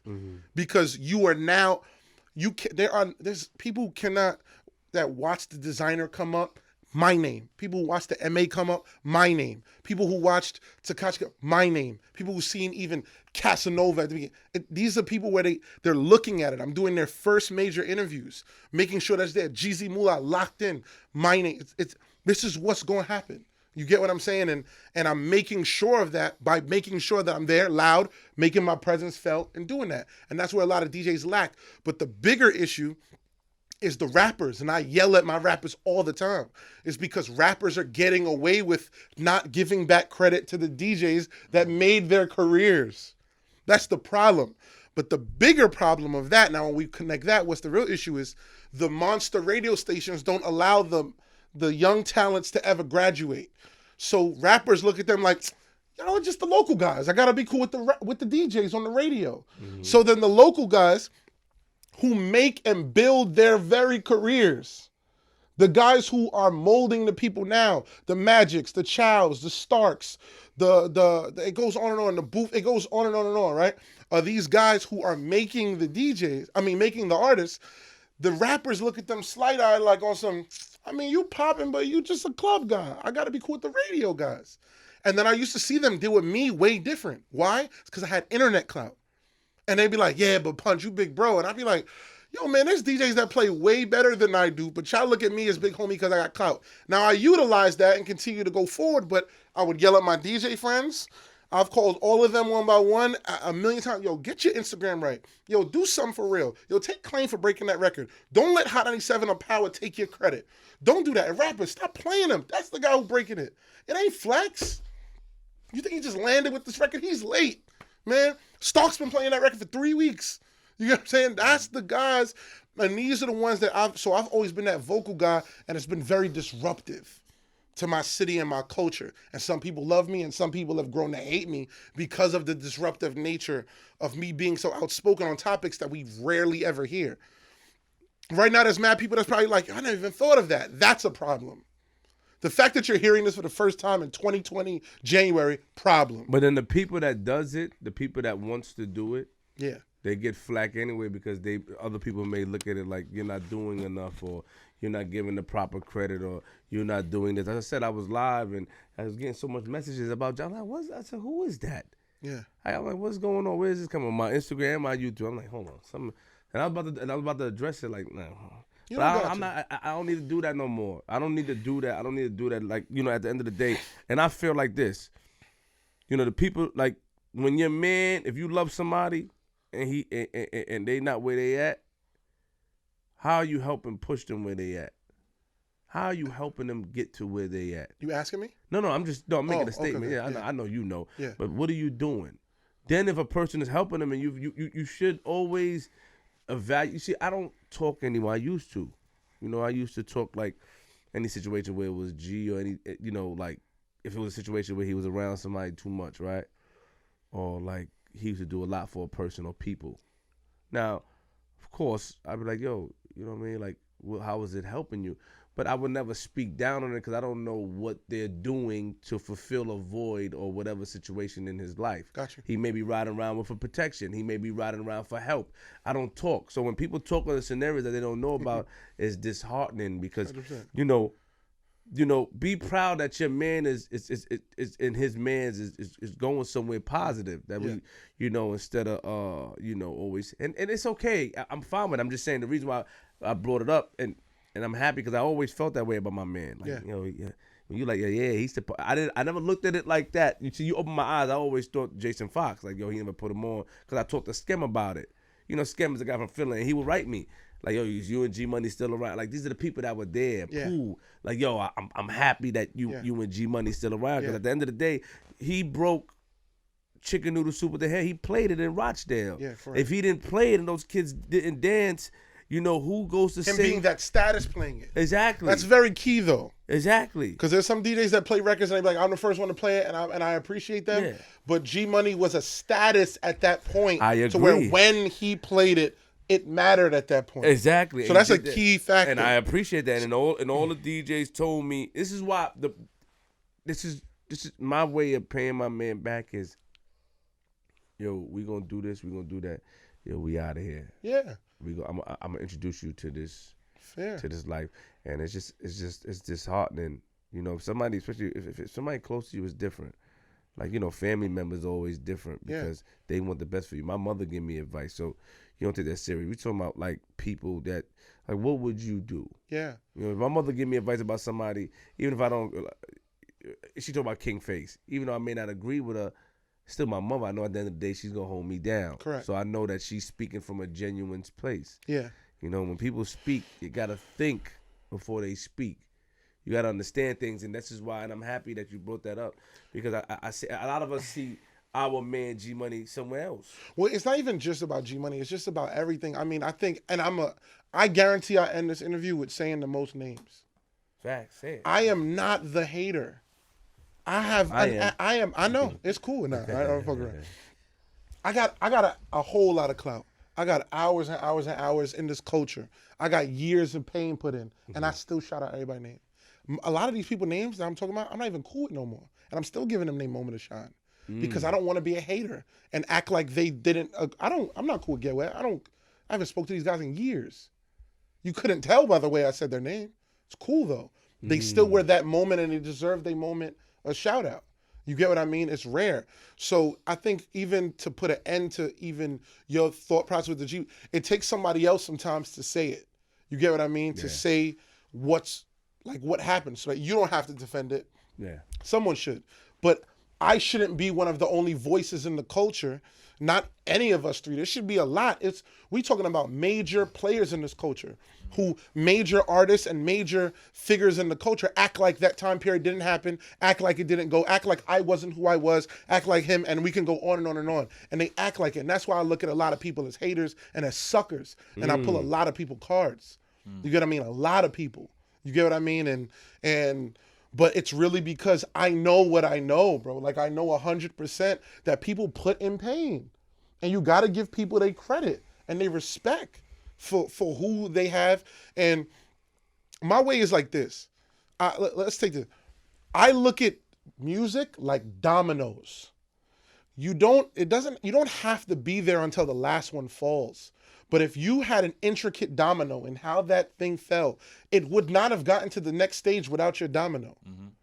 You can't take people's dominoes away. You get what I'm saying? You cannot. And people love to try to do that if they don't like the person no more. Right. They try to take that domino away. You can't do that. You get what I mean? You can't. And let's take it back. Once that party stuff starts going on, I start DJing to continue the story because I wanted to pick it up. I'm in the club one day. Somebody from Effin was in the club. And they're like, yo, you are amazing. I start playing 50 records left and right. They're like, yo, can I record you? I'm going to show 50. I didn't even believe that was somebody from 50. They recorded me, played it, and they recorded like, yo, I'm going to show 50. While this is all happening, my man Dutch, my man Heineken, you get what I'm saying? Heineken wanted to come out here today, and I ended up going to the Barclay. Heineken wanted to pop out today. You know what I mean? Shout out to Heineken. But those are the guys, Jeremy Bettis, Renee. Those are the people that got me on This Is 50. That got me there being like, why? Now you start to think back. Jeremy Bettis was an intern with Los. So he's been there watching me do Insight. Jeremy was an intern for who? Renee, who now is the president thing. Who was the former president of G-Unit? Nels. Nels was their boss. Nels ran it. So the reign of everything when they go, nah, Punch know his shit. When 50 meets me, he like, yo, nigga, you know a lot, man. I said, I know way more than you think, big bro. And he like, yo, you ever thought about doing an interview? I said, never. He was like, let him try for the interview. And I did the interview, knocked it out the park. Somebody wasn't there that day. And then that was it. I was just fired. And at that point, I had 50 stamp of graces. And then all of the guys green-lighted it. And then I just started going crazy. I was doing millions in my first couple months. I was doing millions of views. Millions. And then I sat down with 50. And I told him that I wanted to have my own setup. And then Jeremy Bettis made sure that he worked it out. And then I started my own show. And that's when we had the red wall, This Is 50, from the old change of the radio show format. Yeah, so and I was the first one to get that new room and do that thing and expand and knock it out the ball. My very first interview is my young boy, his designer. Wow. I could have brought anyone. So let's bring little bro, who I met through Fresher. Again, I shout people out that deserve their moments. You get what I'm saying? Fresher had Designer on a record called On the Low. I'm in that video the summer before, and Designer looks broke in it. He ain't had no money. Just a kid from the projects that Fresh used to take around. I got cool with Designer. His homegirl, Ciara, was one of my real good friends. And she was like, yo, rock with my boy. I heard Panda in Applebee's in downtown Brooklyn with less than 100 spins. And I was like, yo, this is something special. We kept talking, and I brought Designer up at the top of January. I brought him up on a Friday and made him meet 50 the Monday. When 50 was like, yo, this is something special. 50 tried to sign Designer right in front of my presence 3 days after he came up to do the interview. And that started a domino effect. Leor Cohen found out 50 tried to sign him and then tried to sign him the Tuesday night.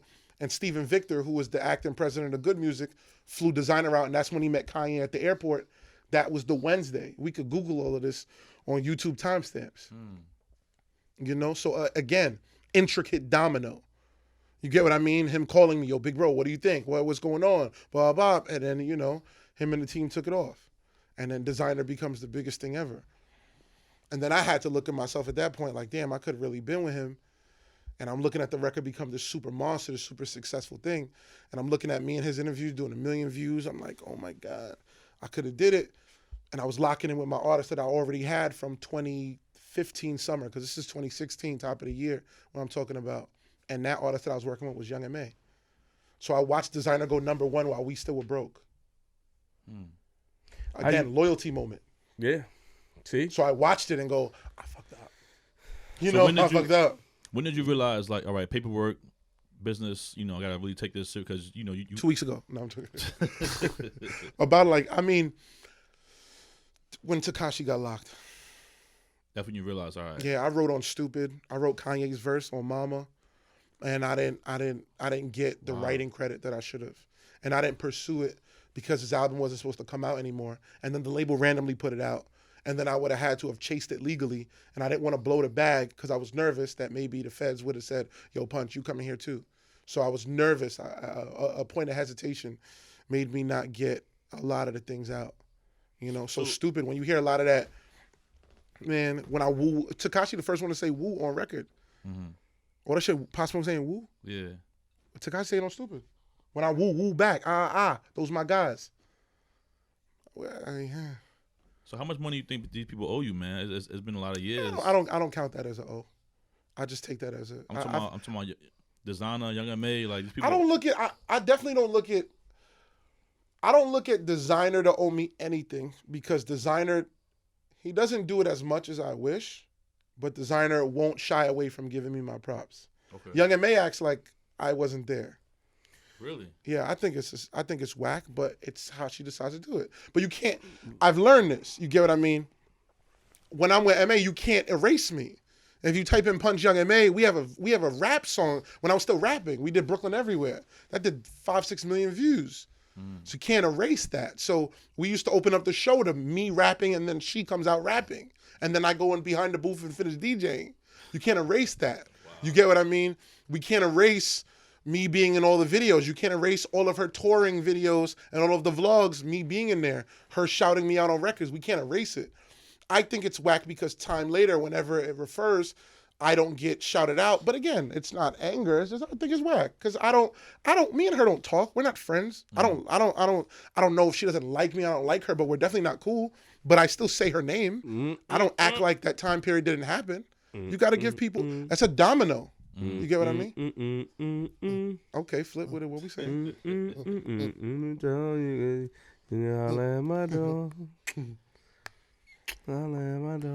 Hold up. Talk to me. We ain't gonna allow you just to bypass these things because I came around. I saw y'all was cool. I did the video with you guys in the park in Brooklyn. Were you around? Oh yeah, time? Yes. That's a fact. Summer story. Yeah, I'm all over wow. the video. See, look, it's good the middle shit. of summer. Okay, but slow down. First of all, That's crazy. Makes the edits easier for me. Yeah. The clips to put out. So yeah. we go to Young M.A., Flex, Tekashi. Fair. Young M.A. Talk to me. G-Money, I need your help on this one, my brother. How did you get up with Young M.A.? Honestly,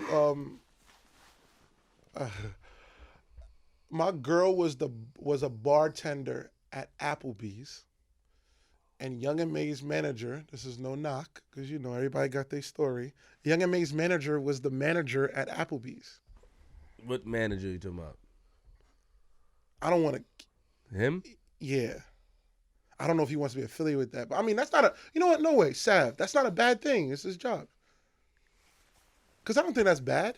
He was a manager. He had a job. Everybody had a job. They joke and jock for being an Uber. Let him do what you want to do. Get your money. You get what I'm saying? Sav was a manager at that point. Sav became a rich nigga after that. So it's cool to say. And I was DJing crazy. And all of the bartenders and waitresses and everything, they super fly lit chicks that want to come out to the club. So I'll come out and 15, 20 of them will come to the club every single week I'm playing. And then be like, yo, Punch Parties is the craziest. You're like, yo, you got to play my artist. Then I met the artist. And I'm like, oh, you're the girl from Facebook. And we spoke and we talked. And me and him were real cool at the beginning. And we used to just bond. And I had a lot of information to give him when he was building up. And right before M.A. had signed, that's when, you know, clicked up and was like, yo, look, Punch gonna be here. So you and Sav were close. Yeah, at the beginning, yeah. time. I know MA through Sav, yeah. Okay, and then you started DJing. Then Yeah, doing things everything. started taking off. Yeah, then I executive produced her mixtape, and I hosted it. Well, I hosted the mixtape, her first mixtape, the one that got all of those freestyles that went viral. Damn it, this is terrible.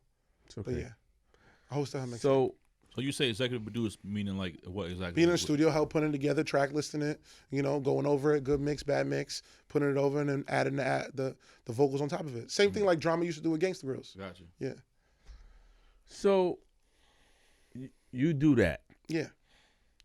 Then I've watched, you know, after I did the video with her, the skit with her. Oh yeah, that's good. I've watched what's that song about a week ago? Not about a week ago. Ooh. Bobby Shmurda. Ooh. I watched Ooh Take Off. Facts. I said about a week ago. Yeah. Think about Bobby Blake, my man. Bethany, that's what you said. Yeah. I mean, it's designed that way. I watched it take off. Now, bring us from that point when it takes off. Yeah. What's going on to what went wrong? I think it was, you know, MA became this enigma. When it takes off. Facts. I think the MA, jumping. Tell us oh about man, it starts jumping. We put the record out April or May, a little bit before Memorial Day.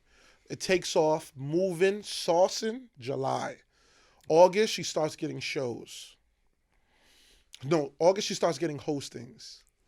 And we're going crazy in the clubs. We breaking it down. Everybody's booming it up. Everybody, like, give the respect. We going crazy with the record.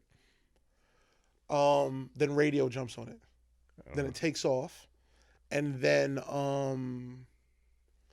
she starts getting shows about August. And then that's when the bread start coming. And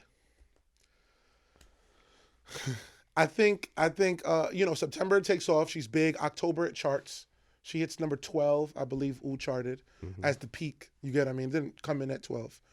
I had brought my boy Sleep over there, do the bookings, because all my people, like, if I knew that they had gaps to fill, I was allowing them to fill gaps. I had my boy Jusso, Brooklyn, do the videography for this. Is me putting on my friends for years prior to that, you know, making sure that they were good. And then we just did it. We took off, and we was doing shows left and right.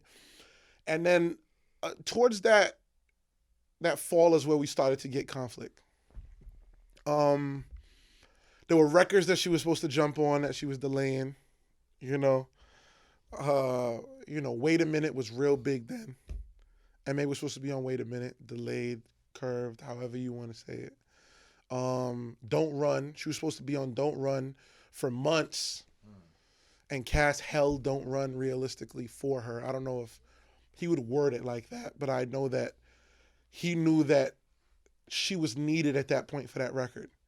And that ended up coming out in December, and Don't Run's peak was like September, October that year. So we're talking about another 60 days, just her just chilling, doing it when she's ready.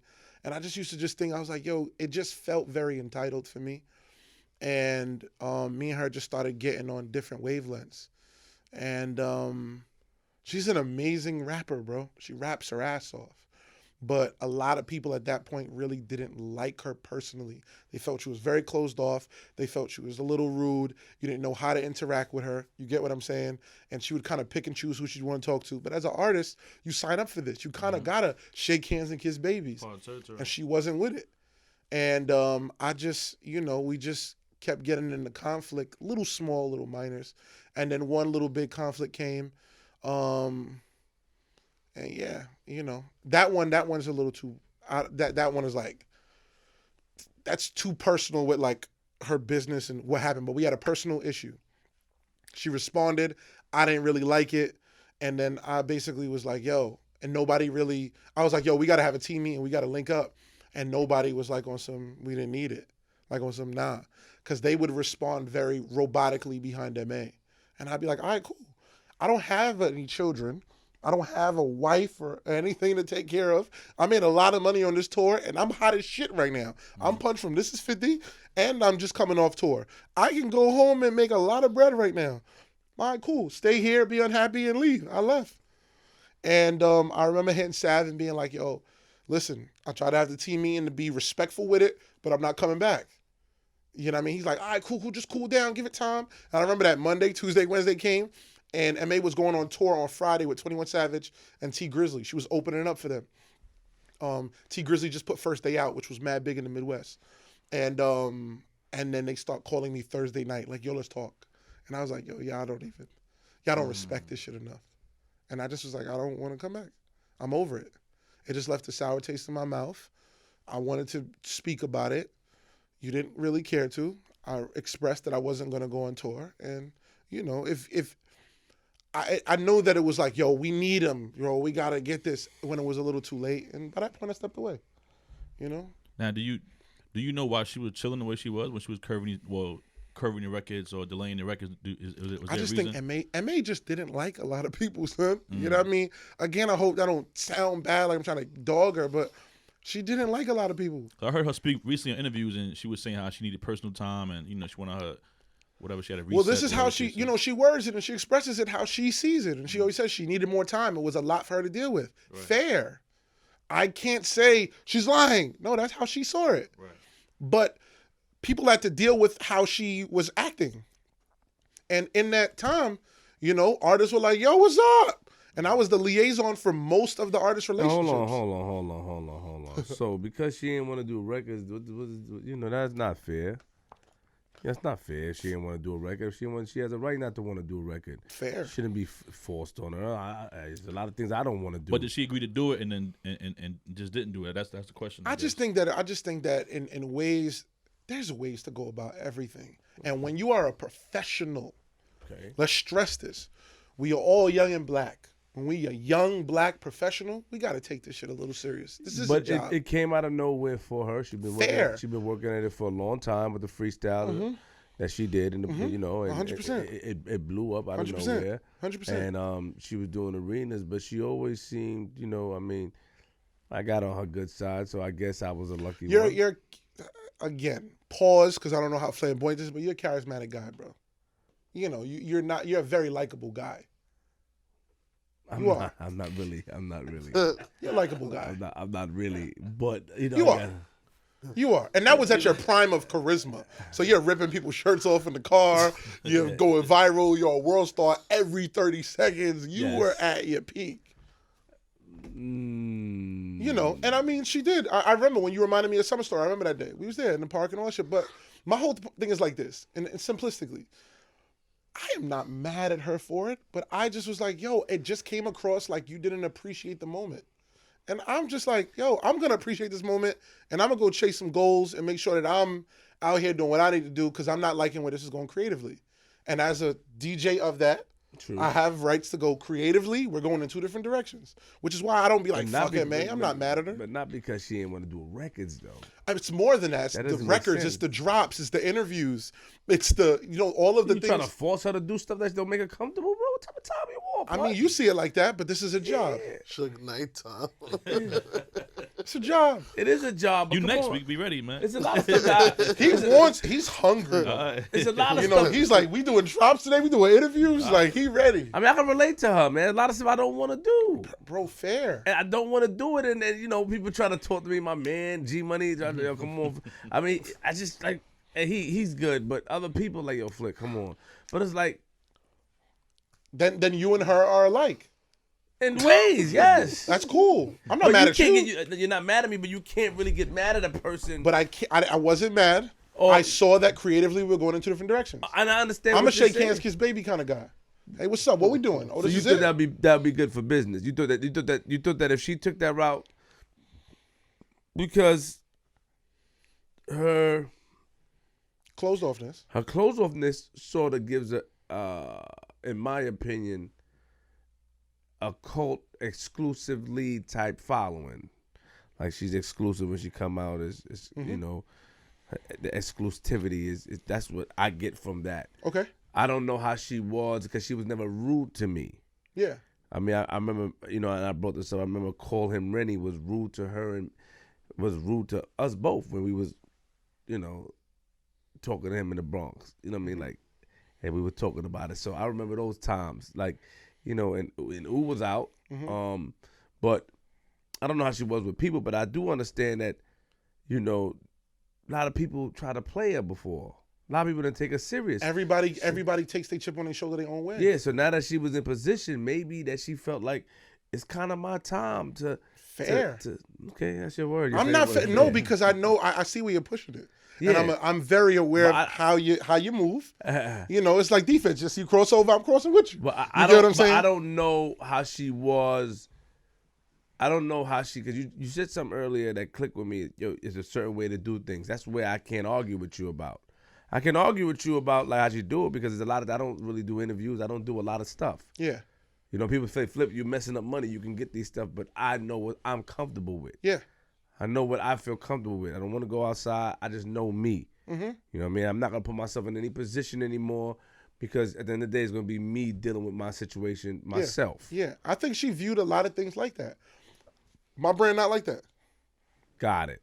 So we had to go this way. I like talking. I'm an interviewer. You know what I mean? Like, I like conversation.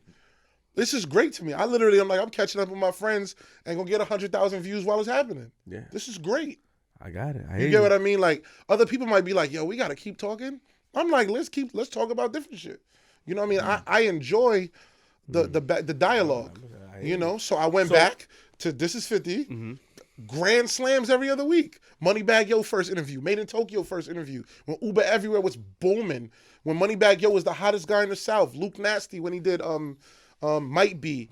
I'm building the relationships. I'm making sure 50 is me because I'm the one who really was in 50 ear about Young M.A. To make 50 do the Ooh remix. I begged him like, yo, it's my birthday, big bro. Please do the verse. I begged 50 Cent to do that. So you just felt like her way of doing things and your way didn't mesh. Oh, 100%, yeah. And you also said something that her personality might have, the way she was doing it wasn't really comfortable with because it left a bad taste in people's mouths. Oh, 100%. But you can see she changes now. She like does mad press now and talks to people and laughs and jokes. She's coming to her own now. You know, and I'm gonna be real. A lot of people look at her like she could have been. I personally think, and I want to go on record and say this, and I'm not bullshitting when I say this. On God, I believe that M.A. had potential to being one of the biggest rappers ever, and I don't mean that lightly. Young M.A. rapped. She was tattooed, braids, gay, girl from Brooklyn. They believed that she was a gangster. She had range to do everything with the gay following, the girl following, and the man following, all with this blurred in.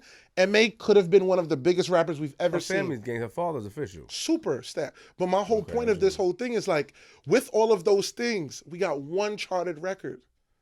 If she would have locked in, that girl would have been one of the biggest, greatest rappers to come out. There's no one on her worst day, niggas can't say that girl can't rap. I heard her and Sav don't do business anymore. Not at all. Have you heard that as well? Yeah, not at all. Yeah. When did that happen? Oh, I wasn't around. By that point, I already quit. Okay, so I don't know the details of that, but I know that was inevitable on just how she viewed him and stuff like that as her career started picking up. Did you speak to her after this or see her? No, I've not spoke to Young M.A. since the day in Miami where we had an argument. It's the last day I've ever spoke to her. You had a face-to-face argument? Yeah. Over the phone. And then saw her later that night, but yeah. Yeah, so that's the last time I've seen her. And how does she view Sav? I know that over time she didn't feel like she needed him, which is why she went her own way. Like over time I felt like I didn't need M.A., so I went my own way. That's what happens when you separate.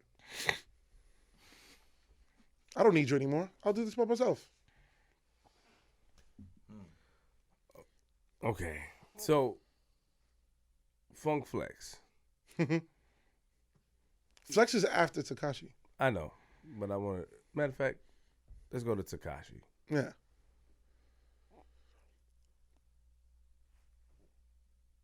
I'm with you. What are you thinking? No, I'm just thinking.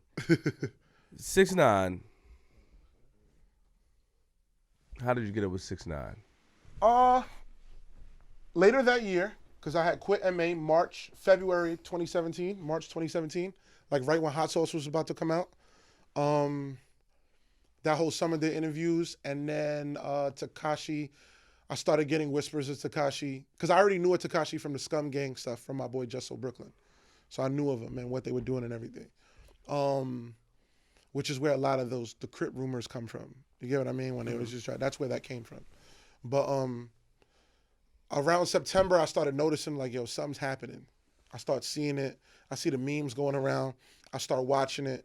And I found out his manager was this dude, Chris, who knew who I was. And then I just reached out from like 10 different angles. And then they were reaching out to me from angles too, feeling like we should have linked up. And then my nephew had went, met up with them, and we got the number. And then I had got it from a home where like, I got their contact from a million people. Like, finally, now we looking for you. Yo, we need you to help with this Tekashi shit. I'm like, I want to meet this kid. Like, I love what's happening. Let me meet it. And then probably like 2 days after that, Gummo came out. Or around that time. And then we see Gummo, the biggest enigma ever.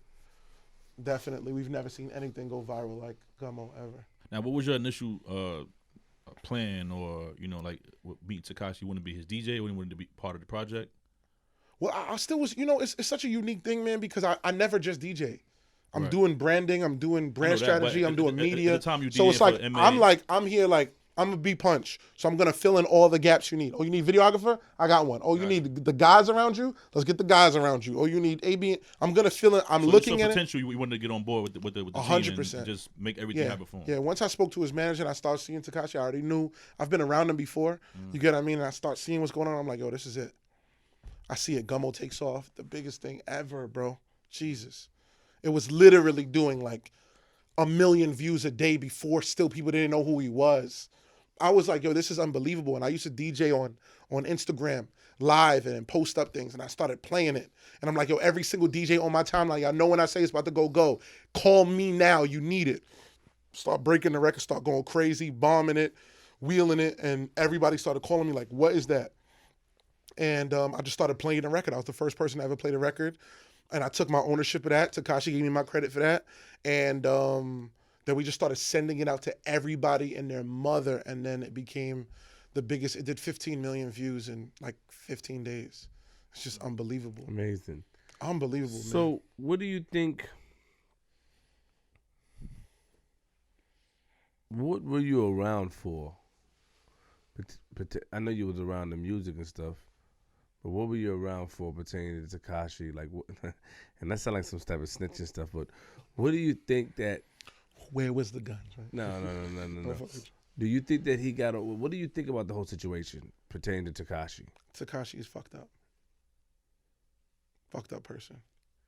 He begged to be gang. He went through his 31. He's real right. Did every single thing that you're supposed to do. Allegedly put in work. You get what I mean? I think Tekashi confessed to some shit too. Because, he's confessed to a bunch of shit. Shit that he did, shit that he didn't do, mad shit. Tekashi said on the stand, he said he sold drugs. He never sold drugs a day in his life.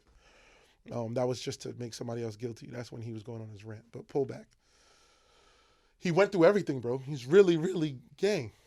You know what I mean? Like, he really was. And the guys that was around him to make him comfortable doing that, they really gang. And I was like, yo, this is real. And they were like, yo, bro, we got this idea for this next record, which I need you to understand is like 3 weeks after Gummo. So there was no like air breathing. Tekashi recorded Kuda. He was already recording 2 weeks after Gummo was out. The first interview that me and Tekashi did is in the hallway in the studio. That's the night he recorded Kuda. You get what I'm saying? That's the very night that he recorded Kuda, which is named after Kuda B, who he later snitched on about the Chief Keef shooting. But we'll get to that as well. Kuda B was a young kid from Brownsville who really was going real hard, who showed Tekashi mad love. So Tekashi named the song Kuda. And then it was like, yo, we need Lokes here. I said, all right, cool, I'll call. Scooby Dozen was around, got Gino around. And then we just started making a bunch of phone calls, and we got the Lokes out there, and they probably had about 50, 60 Crips out there. And that was that first moment where you saw Non-Trays, there was Apes, it was, there was everything out there. Max, Shine, G-Shine, Ben Vito, and all of them. And then you had all of the Lokes there, and everyone was right there. And everybody was like, yo, this is crazy. There's there's footage of Bloods holding the piece of the Crip flag with them, and they holding it. I'm gonna be honest, man. That was a big moment, man. It was really, really, it was big. And the dogs was out, guns everywhere, everything good. Not one person raised a voice. Everybody showed love. It was a moment, bro. That's one of the dopest nights of my life, bro. Just watching that whole thing happen and seeing it, seeing the love that the real rights and the real action guys was giving Tekashi, bro. Giving them passes to be comfortable out there and making them feel real welcome. And, you know, that's love. That's a moment. You know, that's like New York history. I wish he didn't dirty it up. You get what I mean? How did that happen, though? Like, the cops ain't shut y'all down, try to shut y'all down? Police was right there, bro. Facts? We took over the whole train station. Yeah, they went in the train station, wouldn't let the train pass. They brought the dogs down there. They brought a motorcycle, tried to bring the motorcycle down the stairs. Like, bro, police just was like, y'all are actually doing this calm. We not mad. And I was like, I guarantee you there will be no fight here. And the police was right there. I went and spoke to the cops right there with Shotty. And Shotty said, you know who I am, man.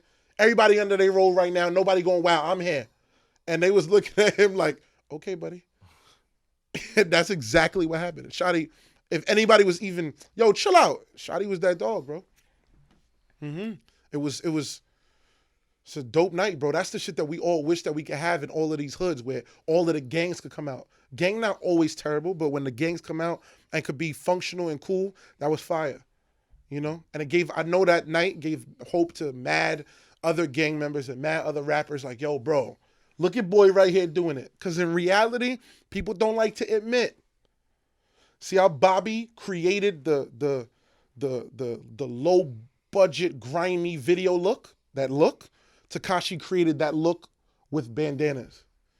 Before that, you don't see videos full of bandanas. Tekashi did that.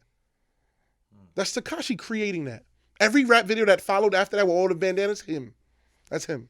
Like everybody who tried to do I'm going to put 60 niggas behind me, they copying Bobby. Every single one of them. Well, it's really Rowdy, because Shmoney Dance came first, but they copying GS9. You get what I'm saying? And then they copying Tekashi for that. So, Tekashi is a messed up person to you. Hell yeah. Because he told. No, yes, but worse than that. Because he told on the people that kept him alive while he was stirring the biggest pot of trouble that we've ever all seen in our life. So what would you have wanted him to do? What he said he would do. He said it on 10 songs. He said it every single day we was out. I'm gang. Gang is a very simple thing to understand. You know, some people get blurred by it and they try to do reasoning. Shout out to all of the UBN I had up here. Everybody, they all say the same narrative. Like nobody mice on. Everybody says the identical same thing. Street life is very simple. If you're in it, you don't talk to police, you don't inform, you don't go to courts, you don't do certain things. If you're not, you're a civilian. No one's mad at you. Tell the police, tell on everybody you want. No one's mad at you, you're a civilian. I think that's very clear. Tekashi said, I'm going to be a gang member. I'm going to pick up this bandana. I'm non-Trey. Once you did that, man, if there's guns, you didn't see nothing. If someone got shot in front of you, you saw nothing. You signed up for this. And he didn't not only sign up for it, he begged. He begged.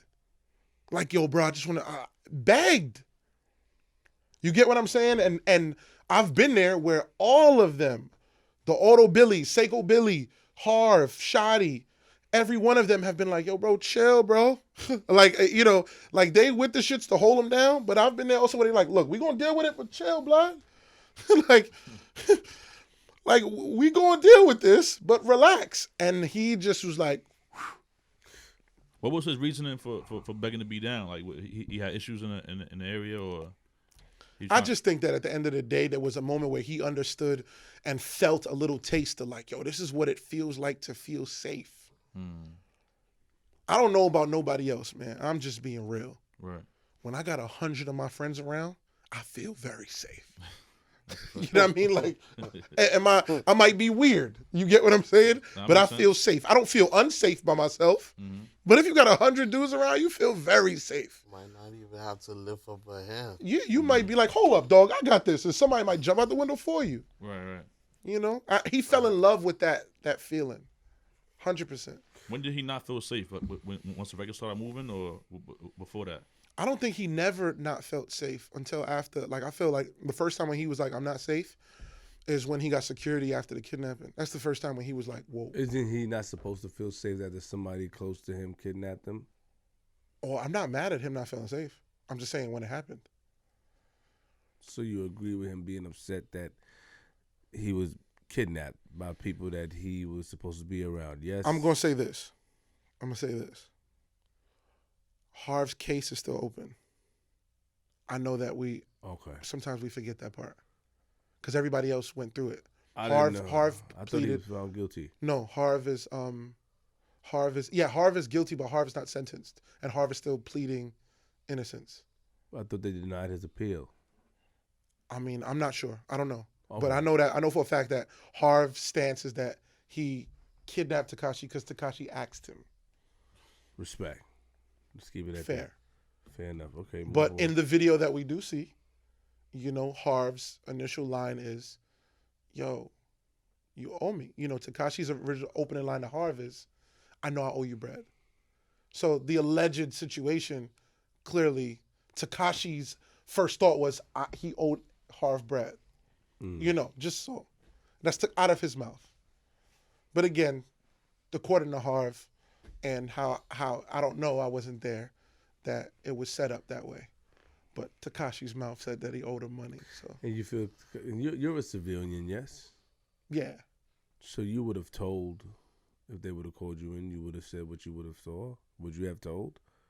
What I do is like this, I avoid every situation that I'm not comfortable around. Would the rules apply to you or would they have applied to you? Like if you would have told, would you have told, honestly? If feds would have called you in and your career and life was in jeopardy, would you have told of what you saw? If I'm around gang, I know what I'm around for. So you wouldn't have told? Nah, if I'm around my gang member friends, I'm abiding by the rules that they live by at that moment. My gang member friends know not to do gang shit around Punch because they like, this is the guy that's getting us out of here. We don't act up around Punch. Respect. We keep it cool. But that was a very good tactic for Flip. But it's like Kyrie, G Money. It's like Kyrie. Kyrie's pretty nice. He likes it. He said, "Fuck." Yeah, because he had me. Kyrie. So I had the same question. I was actually the same thing. Yeah. I was thinking that. But you being around him, yeah, you prone to be around some stuff though. You know what I'm saying? Like I seen the video. You guys went L.A. I think. Yeah, we almost got killed in L.A. Yeah, I saw the video. No, nah, y'all didn't see the video where we almost got killed. Well, I saw the video where they trying to get him, and you were there. Yeah. So things are prone. And to that's happening. my boy. That's Slim 400, Ice Water. That's my guy. Mm-hmm. Yeah, man. I like hosting Slim 400's album listening in Queens, in Jamaica, Queens. And Slim my boy, but it just got in the mix of it. Slim never said nothing to me. I never said nothing to him during that. He knew what the situation was. Slim is on big gang time, big Pyru treetop out on West Coast. All respect to the Pyrus all out there. They under YG, that whole 400 shit. And it got into it. Tekashi was on one that day. Tekashi positioned that. I got the phone call. Y'all want to know that story? I'll tell you that story. I got the phone call. Yo, Punch, it might not be good for y'all to be in here. Why? What happened? YG and Trippie Redd and them is moving around heavy in here. I said, all right, cool. Why you say that's not good for us to be around?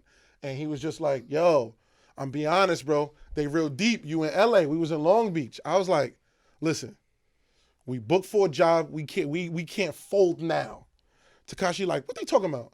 I said, they said that YG and them niggas is in there and Trippie Redd and them niggas is in there. Tekashi goes, word? So as soon as we pull up to the hotel, he's excited. By the way, we got 14 security guards. Yeah. We had six like police security guards. This is a real fact. And we got 8 the Great Wall. That's the niggas that used to guard Floyd. So we got the fucking LA Lakers roster with us. Everybody 6'8". You get what I'm saying? All of the dogs. And then we got white snipers. Bulletproof vest, ratchets is tucked in like this. Their hand is on a ratchet, hand is like this the entire time. They're like, if anyone moves, like we can hit things from 100 yards. And I'm like, okay. You know what I mean? Tekashi knows this. So he runs out the car. Yo, suck my dick. He does that. He knew that we were secured. If you look at that video, 400 dudes didn't take no step towards us. And Tekashi didn't really take no step. They're just running back and forth. Because what no one's really seeing is that there's mad police officers on the other side, like, holding the guns. Like, which one of you idiots want a hole in you today? Like, curse, continue to curse. It's cool. Hotel security tend to it. But if anyone acts stupid, bow. You know what I mean? Like, it was going to happen. So people say Tekashi's not really built like that, and they say that we should know that about him. You know what I'm saying? They say he's a boy. They say he's. Everybody says that. So everybody says that, but it's just not. It's not accurate. Hindsight is 20/20, bro. When Tekashi was in that whole thing, we've gotten into fights. Tekashi was ready to fight, as we can see in the court where they've pled guilty to things. Tekashi was around shootouts. He's not running. There have been moments where Tekashi's had guns by the Trippie Red shootout that he's talking about. This is all things that he spoke on. These are things that he wasn't folding. So he's official, you're saying? When he needed, or while in the situation of protection, he behaved how he was supposed to behave. You get what I mean? For me to really stamp somebody like, yo, that's the dog, is when you see the numbers against them and they got to perform the same way that they perform when the numbers is on their side. And we're never going to see that. It's never going to be three niggas approach one Tekashi. He was never going to be by himself. Right. A lot of people think, like, you can get no loss of points if you by yourself and you get approached by multiple. It's never a loss. You get what I mean? So Tekashi would always keep multiple people around and never be in that position. So you said you almost got killed in L.A. What happened? I mean, we got shot at in L.A. And we were using bulletproof trucks. That's really it. That never came to, like, crime. But we got shot at. But bulletproof trucks. Real shit, bro. Like, it's no joke, man. Tekashi was pushing a lot of people's buttons, man. So when did he sort of distance himself from everybody and get the security? Like, at one point, the first set of security is after he got kidnapped, the day after he got security. And that's when we do the interview the next day, where it's the interview that we did in the street with me, him, and Shadi. That's the day after he got kidnapped. And he was, and he got kidnapped. Shadi got his chain back and stuff like that, right? No. Didn't Shadi get it? Shadi never got the jewelry back for Tekashi? No, everybody thought that. Tekashi bought new jewelry. Yeah. There's new jewelry. You got to remember, that's new jewelry. Tekashi bought all new stuff. Remember, they took Tekashi pony chain. That never came back. So when he was putting the jewelry on his neck and all that extra fly nigga shit, that was new jewelry? All new jewelry. Yeah. The alleged people who took it were never seen again. Yeah. Yeah, 100%. They were in court. What do you mean? They're in court. I don't know. Nah, but just in reality, the jewelry never came back. Okay. Yeah. That's new jewelry. Yeah, all right, respect. So, because what happens is it's a lot of changes. Tekashi also got Crippy around him too. Shout out to Crippy, Free Crippy. I spoke to him yesterday. Crippy came under 50. Because I kept harassing 50 a lot of things too, how 50's relationship with Tekashi. That's me. Harassing 50. Like, yo, bro, look at it, look at it, look at it, look at it, look at it. Like, yo, bro, look at this kid. You get what I'm saying? So let me ask you a question. When did he want to start separating himself from Shadi? Where it really became, a lot of people say it's different times, from really being around them, it was very late in the game. Because we were in L.A. L.A. is 2 weeks before everybody got taken away. He really wanted to separate from Shadi the week after that. Do you know why? With the Shadi shit? Yeah. The feds told him that Shadi is fucking with his baby mother. That's the feds who told him that. Someone told him that. That didn't come from Shadi or his baby mom. Yeah. So he got told that. So he went to separate. But that has never come up. That has never been confirmed. So in all of these court hearings, you'd have thought that would have been confirmed. Sarah's already said it never happened. Shotty said it always never happened. Somebody told Tekashi. Well, the feds, he got brought into the feds. You know, he got brought in prior to them arresting him. He got brought in twice prior to the arrest. We saw the pictures. So when the feds and they put the bulletproof vest over his head when he was going into the truck. You never seen that? No. That was an image that went viral. Remember that? Mm-hmm. Yeah. He got taken by the feds.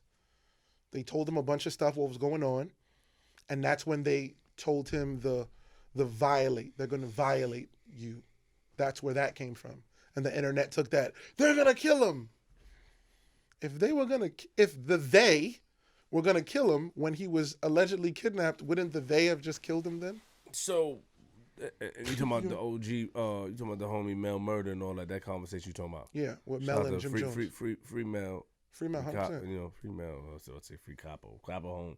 Yo, what's wrong with me? Free Mel. Yeah. Free Capo. Capo. Yeah. Yo, so Shotty denied it and the girl denied them having any sexual relations. Yes. Yeah, it's difficult for me to believe it because I just don't know when Shotty was. He started to become a very liked guy by some very like lit people. You know, I don't think that he would have I don't think that would have been on his mind. Like, let me go back and now fuck with my man's girl. He was getting attention from a lot of cool figures. It'd blow your mind. My boy was doing well. So, you met Tekashi and Shotty at the same time, yes? Yeah. No, I met Tekashi prior. Remember, I knew him from before with the Scummers. Oh, but yeah, okay, you met him from. But realistically, the relationship really developed together. Yeah. But you built a better bond with Shotty, or you just saying that you respect Shotty because Shotty stood tall in the courtroom? So you no, I built a stronger relationship with Shotty. Shotty mad level headed. There's mad times where Tekashi was doing I'm the coolest artist in the world shit. And, you know, being around Shotty, being around the team, being around everybody else, you kind of be like, he's being a dickhead. And you got those bonding moments where y'all like, this kid is taking advantage of this moment and it's gonna fall on his face. He's not even understanding how good he got it right now. You get what I'm saying? Like, so yeah. So you feel that, last question, you feel like Tekashi just wanted to, last statement, you feel like Tekashi just wanted to separate because he heard that the man was smashing his baby mother? No, that's not why at all. That's what started it. You said what started it. The feds told him. Yeah, what started it was the feds going, yo, you still stay around these guys, you're going to go to jail. So that's when Tekashi was like, yo, I fire everyone. They stealing from me. Just think about that. Tekashi said that someone stole $2 million from him, remember? Of booking. Who was the person? Who paid the $2 million? Why is that person not came out? Who got the $2 million stolen? Tekashi was in jail the week later, and then after you go through, what's the word? Discovery? That's when when they find out what's going on. Then you go through then they got to look at your accounts. Shotty had $70,000 in his account. Tekashi got $1 million or something like that, a little bit less than $1 million. Where was the $2 million? So you telling me Tekashi Blood Shotty now is a bank launderer? Now he got bank accounts. Now my gang boy now is a banking genius. Come on, man. He invented that to make people feel bad for him, so that when he separated, they'd still like him. So you think Tekashi's a sucker? 100%. Would you work with him again? Never. Better than. Never. Wow. Tekashi left being cool with me. All I had to do is just stay quiet. I would have walked into the bag. Tekashi didn't fire me. I spoke to Tekashi. I spoke to Tekashi the day when they went in jail. The day that they went in. He's cool with me. I spoke to Tekashi before that. Then you turned up and said that he's a rat and stuff on you said that he was a snitch. I mean, yeah, when she's cooperating. The biggest thing, I'm going to be honest, the snitching part bothers me. But what tears me up is that you snitched on niggas that kept you alive. That's the shit that burns me. Like, not only did you snitched on niggas that kept you alive. I'm telling you, he would not be alive. Through the Texas shit with Jay Prince and them, they would have hung him by his ankles. Through the LA shit when he was dissing the I'm not checking in with nobody, they would have hung him by his ankles. Cass, Trippie Redd, there's a lot of beef he had. Chief Keef, are you shitting me? He would have died. These niggas kept him alive. And when it got tough, he said, whoa, he had the guns, he got the drugs, them niggas shot niggas, please. He put Kuda B in jail and dropped the bag for Kuda to allegedly shoot at Chief Keef. And then said, yeah, he the one who shot. When he was the one who gave the bag. On camera. It's unbelievable, bro. Like, unbelievable. Unbelievable shit. So, is there anyone out here that you feel would work with him if he come home? Like anybody that you feel like would? Every single label exec. Oh my God. They salivating. They call me all the time. Yo, man, you sure you don't want to work with him, man? God damn, the bag is coming. And I'm like, yo, if money ran me, I would do gay shit for money. It's true. You get what I'm saying? Money's not my life's control. I got ethics. When he come home, Tekashi? Man, Tekashi is gonna be home in less than a handful of months. This year, right? In less than a handful, within like the next 4 months, Tekashi's home. Yeah, because he got 2 years. He already did a year. 24 months, yeah. They just want to have. They want to have Loyal and Snitching in 1 year. This is what they want. Bobby and Rowdy and Snitch. Yeah, let's Labels know what they doing, though. see. That's another thing, man. The Bobby shit when Stupid came out. I remember going to Bobby, and this is something that I never said on record. I'm mad at. See, somebody intervened in how that thing was supposed to play out. And I had that record. That record was supposed to be featuring, this is something that no one knows. That record was supposed to feature Rowdy Rebel and Bobby Shmurda. Because Tekashi kept being like, yo, this the Bobby flow on Stupid. I said, no, it's not. It's Rowdy Rebel's flow from Computers. Stop saying it's Bobby's flow. Bobby doesn't rap like this. This is Rowdy. It's a GS9 flow if you want to give it some credit. Technically. Okay. So he just like, all right, cool. So I've already spoke to Rowdy, and I'm like, yo, let's get this verse, everything moving. I couldn't get a hold. You got to remember, these niggas is in jail. Shit happens. Jails get shut down. Can't talk for 2 weeks. No one can get the phone. Things happen. Right. So it's difficult to be like, can't be like, all right, call me at 4 tomorrow, bro. It don't work like that sometimes, even though we want it to. So I'm waiting for Rowdy to send the verse. Someone intervened, you get what I'm saying, thinking that they were being helpful. They didn't really know, and went and got a hold of Bobby, even after, because I spoke to Bobby already about it. Bobby was with it. That's why if you listen, a lot of people, there was discrepancy on it. I hate to be petty with it, but the Vlad TV interview went when Vlad interviewed Bobby, and Vlad asked him, how do you know Tekashi? And Bobby said, my brother P, Punch. So Bobby said it, but I had it a way to where I was getting Bobby's verse last. Tekashi not putting out that song without Bobby. But I knew that he would put out the song without Rowdy, because Tekashi is fucked up like that. You get what I'm saying? He moves like that sometimes. So I was waiting to get Rowdy's verse first, to where once this is here, you can't do that, and now we go get Bobby. But they jumped ahead, and that's how Bobby was on the record solo, because it was supposed to be Bobby and Rowdy. And then that record came. And that record, did 1 billion and something streams. Unbelievable stuff. And then, yeah. And then when he started snitching, and Bobby yelled at me and mad at me. Sorry, Bobby. Again. For the 10th time. Okay. My last. Okay, G, I'm sorry. Yeah. So we good on 6ix9ine, I think now, right? Yeah. Y'all the question that. So Funk Flex. Flex. Yeah, he's a bozo. Whoa. Let's get into that, because I was watching down. I watched a few lives, and I seen a few, you guys back and forth on online. A lot of DJs just was locked in. So yeah. How did that whole thing start? What makes him a bozo? He paid the way. He's a pioneer. What makes him a bozo? He don't owe nobody anything. Well, he gonna tell you how it started, because I seen some of the videos online. Yeah, turn up, G. My fault, G. Hold me down, man. I seen some of the videos online. I was kind of there for it. To keep it the fastest way to do it, right? We're on a live. I'm in LA, and there was a live with Self, and they started talking about DJs and their money, how they're getting money. Live with Self and who started the live? That was Booth. Booth, right? You get what I'm saying? Booth and Self was on live. Right. And they were talking about money that DJs get, how black DJs don't get paid as much as white, how the white clubs don't deal with the black DJs right. Now, I don't have that problem as much.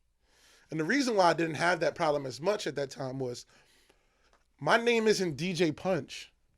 And I always knew that was going to be something that changed the game for me. My name is Punch. When I'm on flyers, I tell them put music by Punch. I don't want to be DJ Punch. I'm a brand. I'm an enigma. I'm a presence.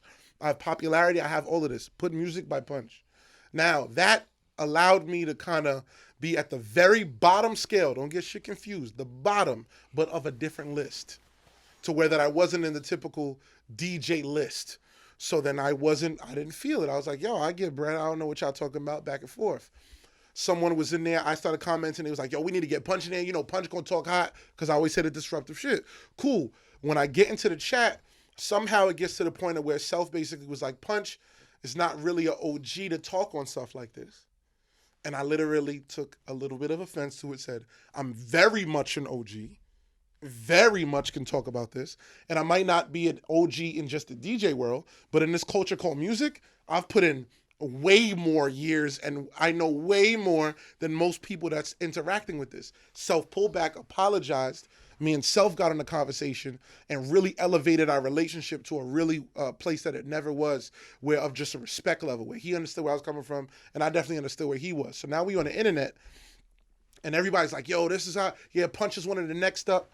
Push come to shove, it's back and forth, mad stuff. Mr. C steps in and now goes, yo, I see so many DJs talking about who's next up. Why is this DJ not on radio? You should be here. You matter here. All of these different situations. You get what I'm saying? It's like, yo, what's going on with everything? Cool. And then what happened is that when me and Mr. C had this whole conversation, that was this long convo, the DJs were all in there, everybody locked in, and C answered every single question, and we spoke about Flex. Flex's name got mentioned as the elephant in the room, and I was like, most people just don't like Flex because he has 5 hours a day, he's on 6 days a week, that's 30 hours a week on radio where you just hear one guy, number one. Number two, Flex had the Big Dope Pitbulls, which is a DJ roster of DJs where he signs under him like his young guys, like he's bringing them up. So a lot of people looked at him as doing sucker shit. Like, you've accomplished so much. You've went platinum. You're the #1 radio DJ. You've been the highest rating. You've done all of this. You draft these guys to do what, per se? Once you draft them, it's like you want to put them on. Want to put them in position to win. That would be it. Flex has a 5-hour slot, and what people don't, well, New York knows, his first hour is recorded and then replays as his fifth, right? So people start being like, you would literally play a recorded hour over giving like your young boys a slot. Yeah. This is crazy. Like, why would you play a recorded hour if you really the big homie? Yo, he's done it. Albums, features. He's in classic songs. He's done everything to be accomplished. He's Michael Jordan, bro. He's done it. But then when it came on to be like, yo, it's time for me to move on like Mr. C did and like Red Alert and like these, all the Kid Capri, SNS, the legends prior have all done things like that. Put on, you got it, step away. He goes, put on, and then hold.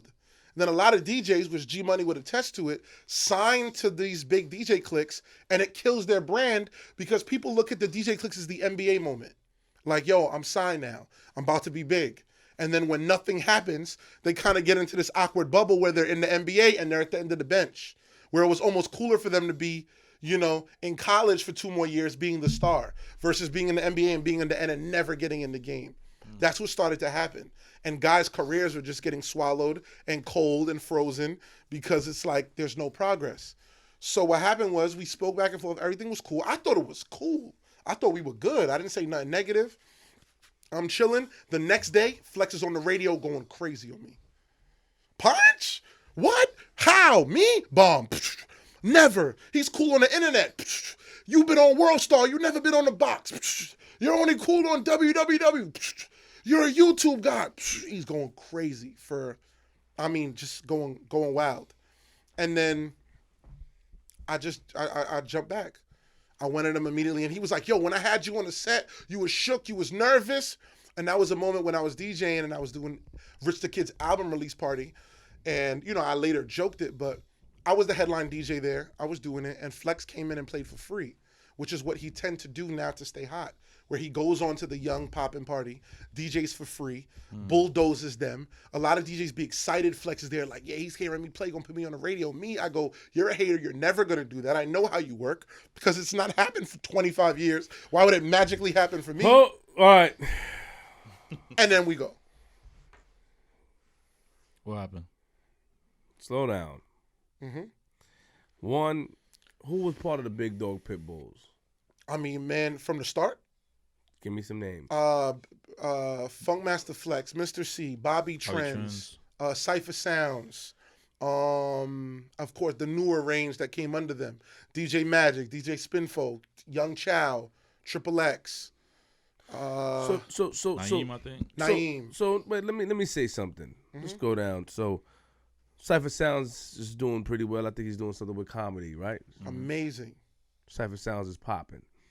As a comedian. Some people take opportunities and make other opportunities.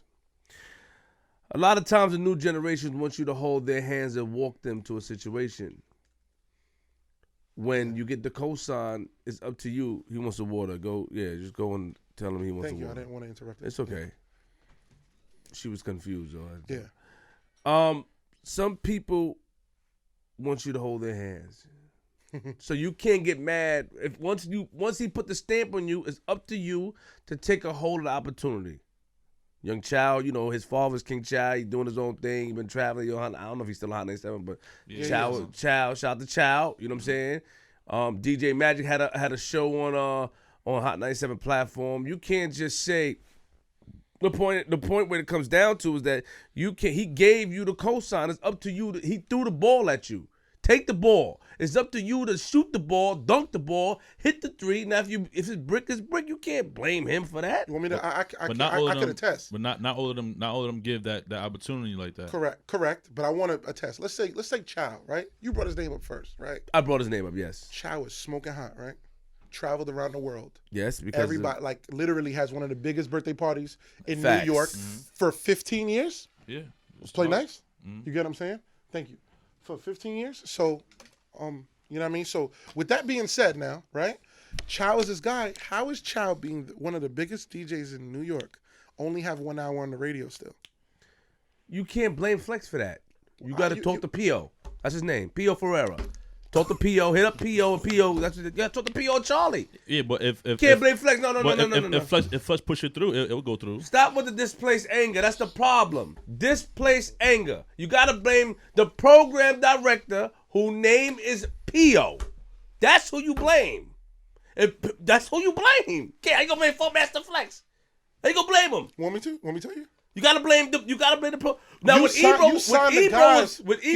a player coach. You know it. Facts. That's why he's signing people. When Ebro was program director, Ebro stated himself of why certain decisions he made. Now they would do whatever what you can say is that this was told to me by P.O. when we was talking. Yes, we will do what we got to do. Flex, we can't play around with Flex time. They will do what they got to do to keep Flex on. Yes, Flex has seniority, of course. But for how long? But you gotta get mad. I think what he's saying though is like, why not? That nigga's no. Like he said earlier, Flex has an hour that he records and he plays that same hour on the 5th hour. So why not give that hour to somebody else, like a Child or Magic or whoever? So you try to say Flex? You try to say Flex is Flex? Okay, so Flex is a narcissist, basically. You trying to say? 100%. Get out of here. You bugging. You gotta blame the program directors. Yo, bro, for 10 years. Let me tell you something. You want to know the difference? Want me to tell you like this? I didn't, and this is not trying to be extra with it, but this is small little things. I didn't say G, Flip, or Bass 9. I just said, yo, G, don't come with me.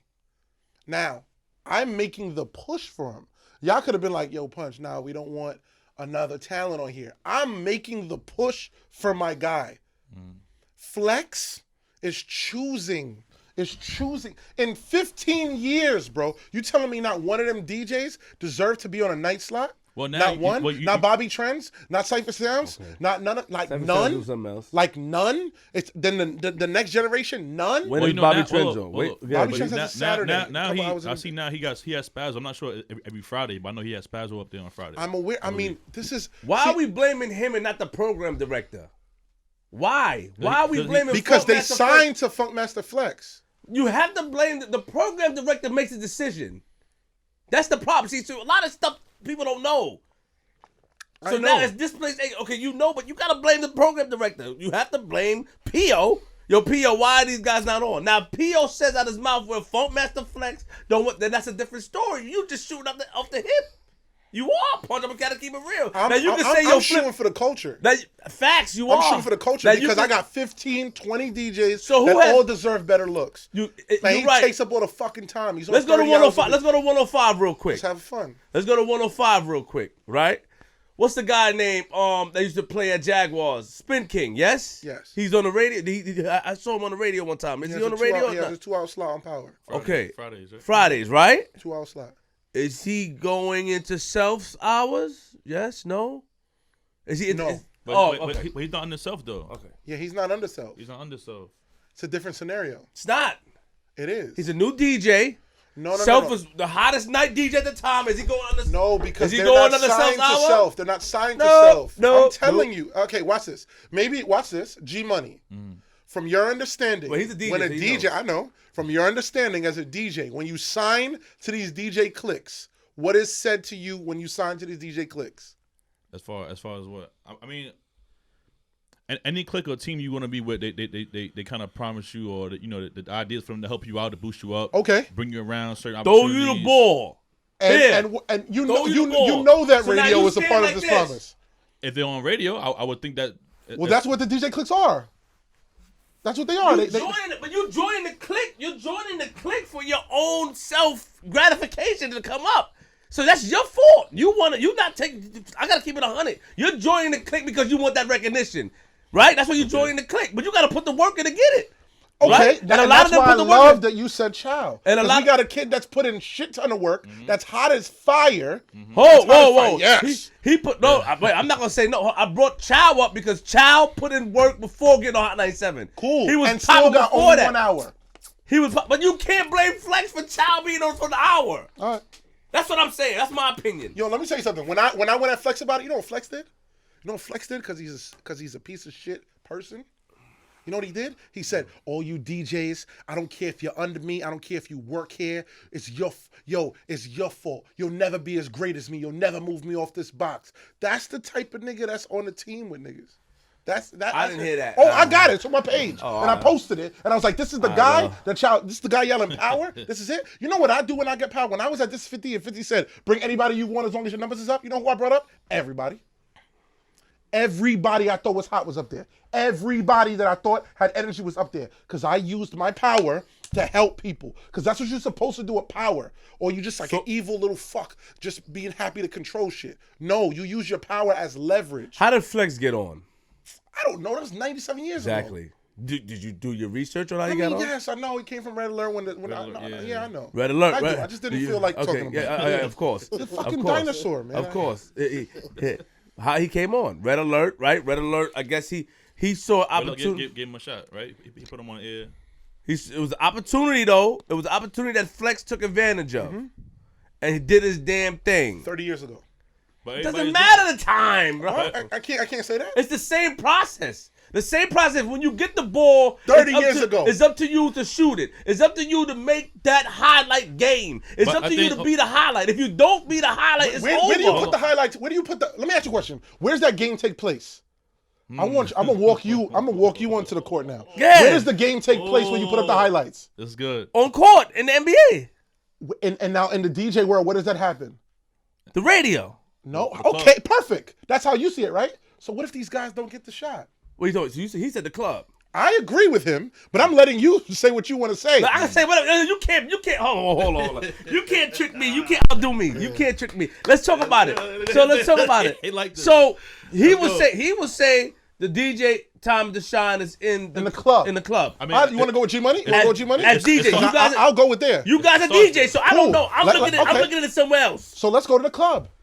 I feel like I want like you a to star tell fan. me out of your mouth, in 15 years, nobody on the street has bodied the clubs enough to get real radio slot?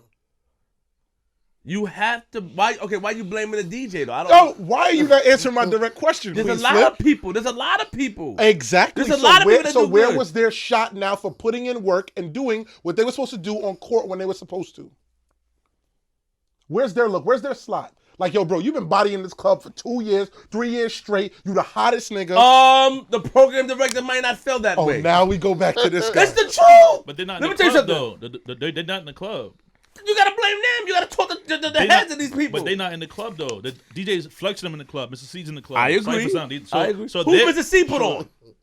Mr. C put on Mad of the Big Dog Pitbulls. Mad people, right? So he was a part of who Ebro put on? Oh, I don't know. Ebro doesn't have a in the morning, right? I'm just giving you an example. I'm just throwing shit out there. Yeah, Laura Styles and them. Yeah.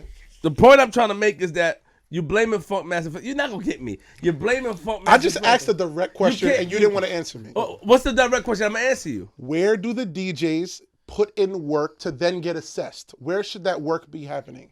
I agree with the clubs now. I didn't hear the question the first time. Now, how do you assess that? Is it by the quality of the party, the consistency, how well your sets are? Because there are people that have been bodying clubs for. Let me ask you a question. You know that guy that's sitting to the left of you right now? Yeah. Okay, cool. G Money, right? It's a good guy. What about him? Has he ever had a run in the DJ community where he was like, nah, G Money's in his bag, at least for like he's getting a run? Yes. Okay. Why did G Money not get a fair shot at the radio if he had a fair run where you knew that your boy caught the glow? I don't know. Is that the program director again? I don't know. I don't know. There's too many I don't knows in a city where we know everything. Whoa! Slow down. Let me respond. I don't know why G Money didn't get that opportunity, but I'm here to help him get that opportunity. Now let's move. I'm here to help him and make sure you get the opportunity. That's what I'm here to do. He's a bastard. That's what I'm here to do, and we can assess it. I got pictures of me talking to the program director to get my man the opportunity. Yeah, okay. Now, but before. Like, but I wasn't there. I wasn't in that position. We're not saying you saying it goes back to. It go back to what he's saying. But how can we blame a DJ when he cannot make the decision? Right, who the f*** are you? Are you the program director? He worked for Flex. And you the program director. No, I'm so you're not the program director. Wait, hold on. You're a person with power and leverage who's leveraging it for his friend. Because he did a lot for me when I was Now, let me ask you a question. Yeah. Should Funkmaster Flex not take that He can. He could put the I don't want you to talk. He could put the word in for people. But ultimately, it comes from what I understood from being in the office, from being in that building, it comes down to the program director to fit it in.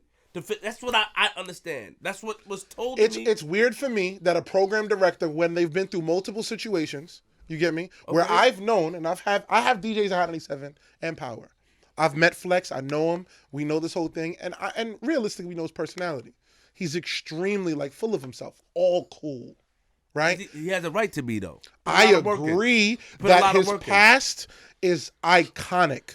No other word higher than that. Okay. Literally has an iconic past. And you gotta blame society for being like, what have you done for me lately? And that's society's fault. Yeah. That's society's fault to make somebody act like that because it's always, what have you done for me lately? We don't respect them. How much legends get respect? Yo, let me tell you something. You want to know? How much legends get respect? Not enough. Exactly. Let me tell you something. So now when a legend is want to take his respect and, you hate, you're not letting people shine. Let me tell you something. I think it's fine. I think what he's trying to say, though, I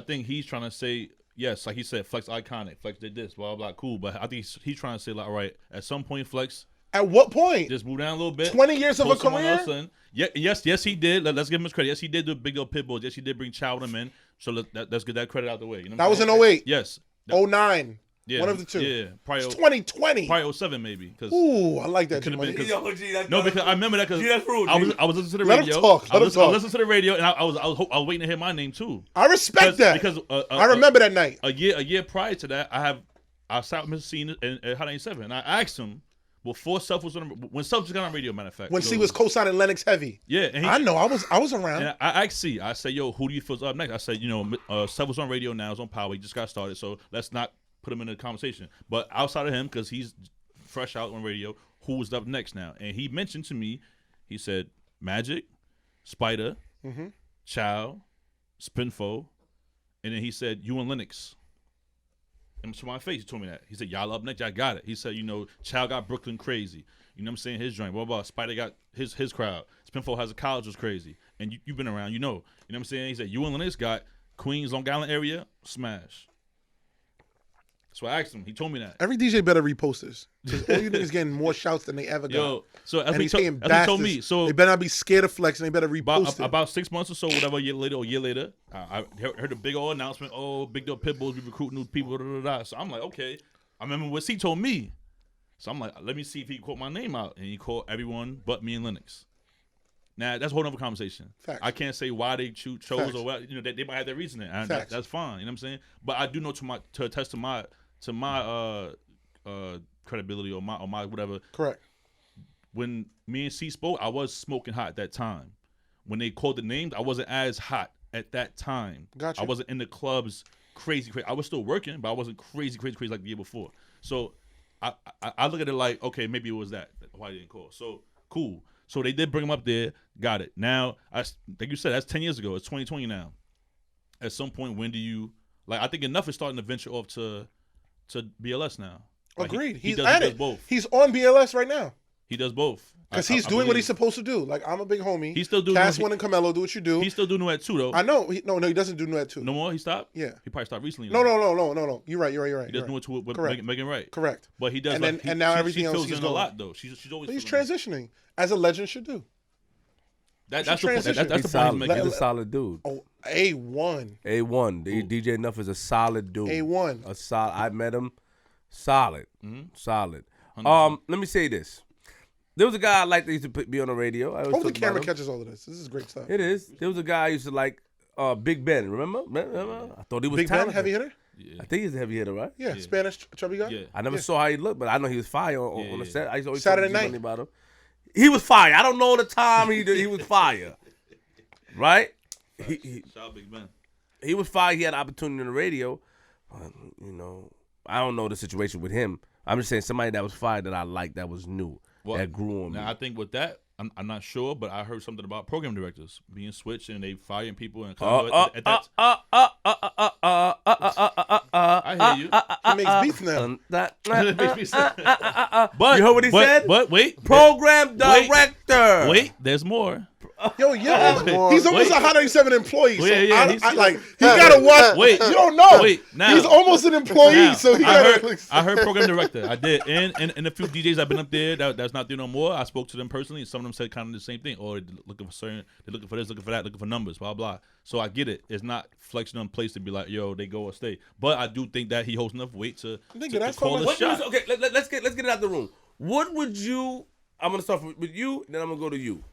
What would you expect Funk Master Flex to do? Paint me the picture of DJ Funk Flex. Remember, we're in a society of what have you done for me lately. A lot of legends are not being respected. You know what I mean? A lot of legends. Look at some of the legends of hip hop. Look where they at. Yeah. In the Bronx, looking. Yo, chill out. All right, my fault. I just said. What? My fault. I I'm out. My fault. I just said. I agree. Huh? Okay, so look, this What would you? What if G Money? What I do, right? Yeah, Funk Master Flex. What do you? No. Use Funk Master Flex. Who he is. Right. What do you expect him to do?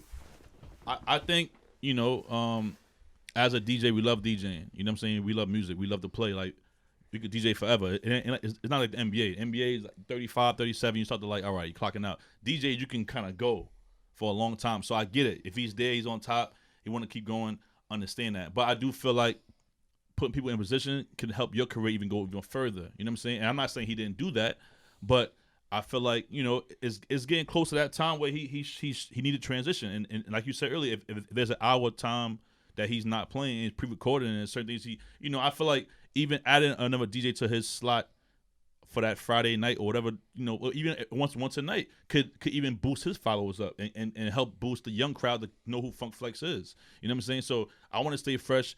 Yeah, I'm gonna recruit these people, but I'm gonna keep my name even fresher on the radio by having a young child, play from.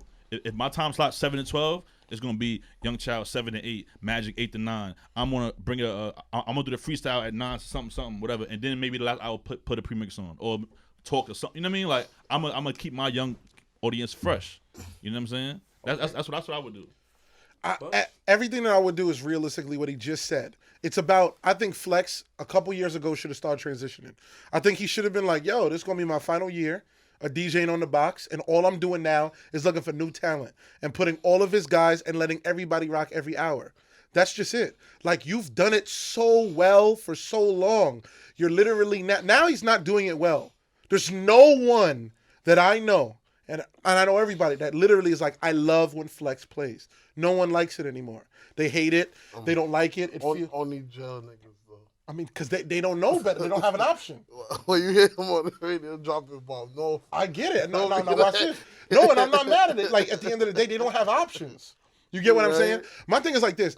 You know what I mean? Like, I would want just different personalities. There's so much talent in this city, and he could have been like, yo, why you think people don't like him, you say? That's I think it's really because of what I'm saying.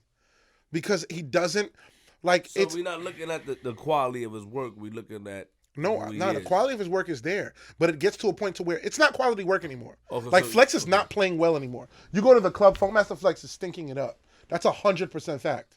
You get what I'm saying? That's 100% fact. You have a large enough following.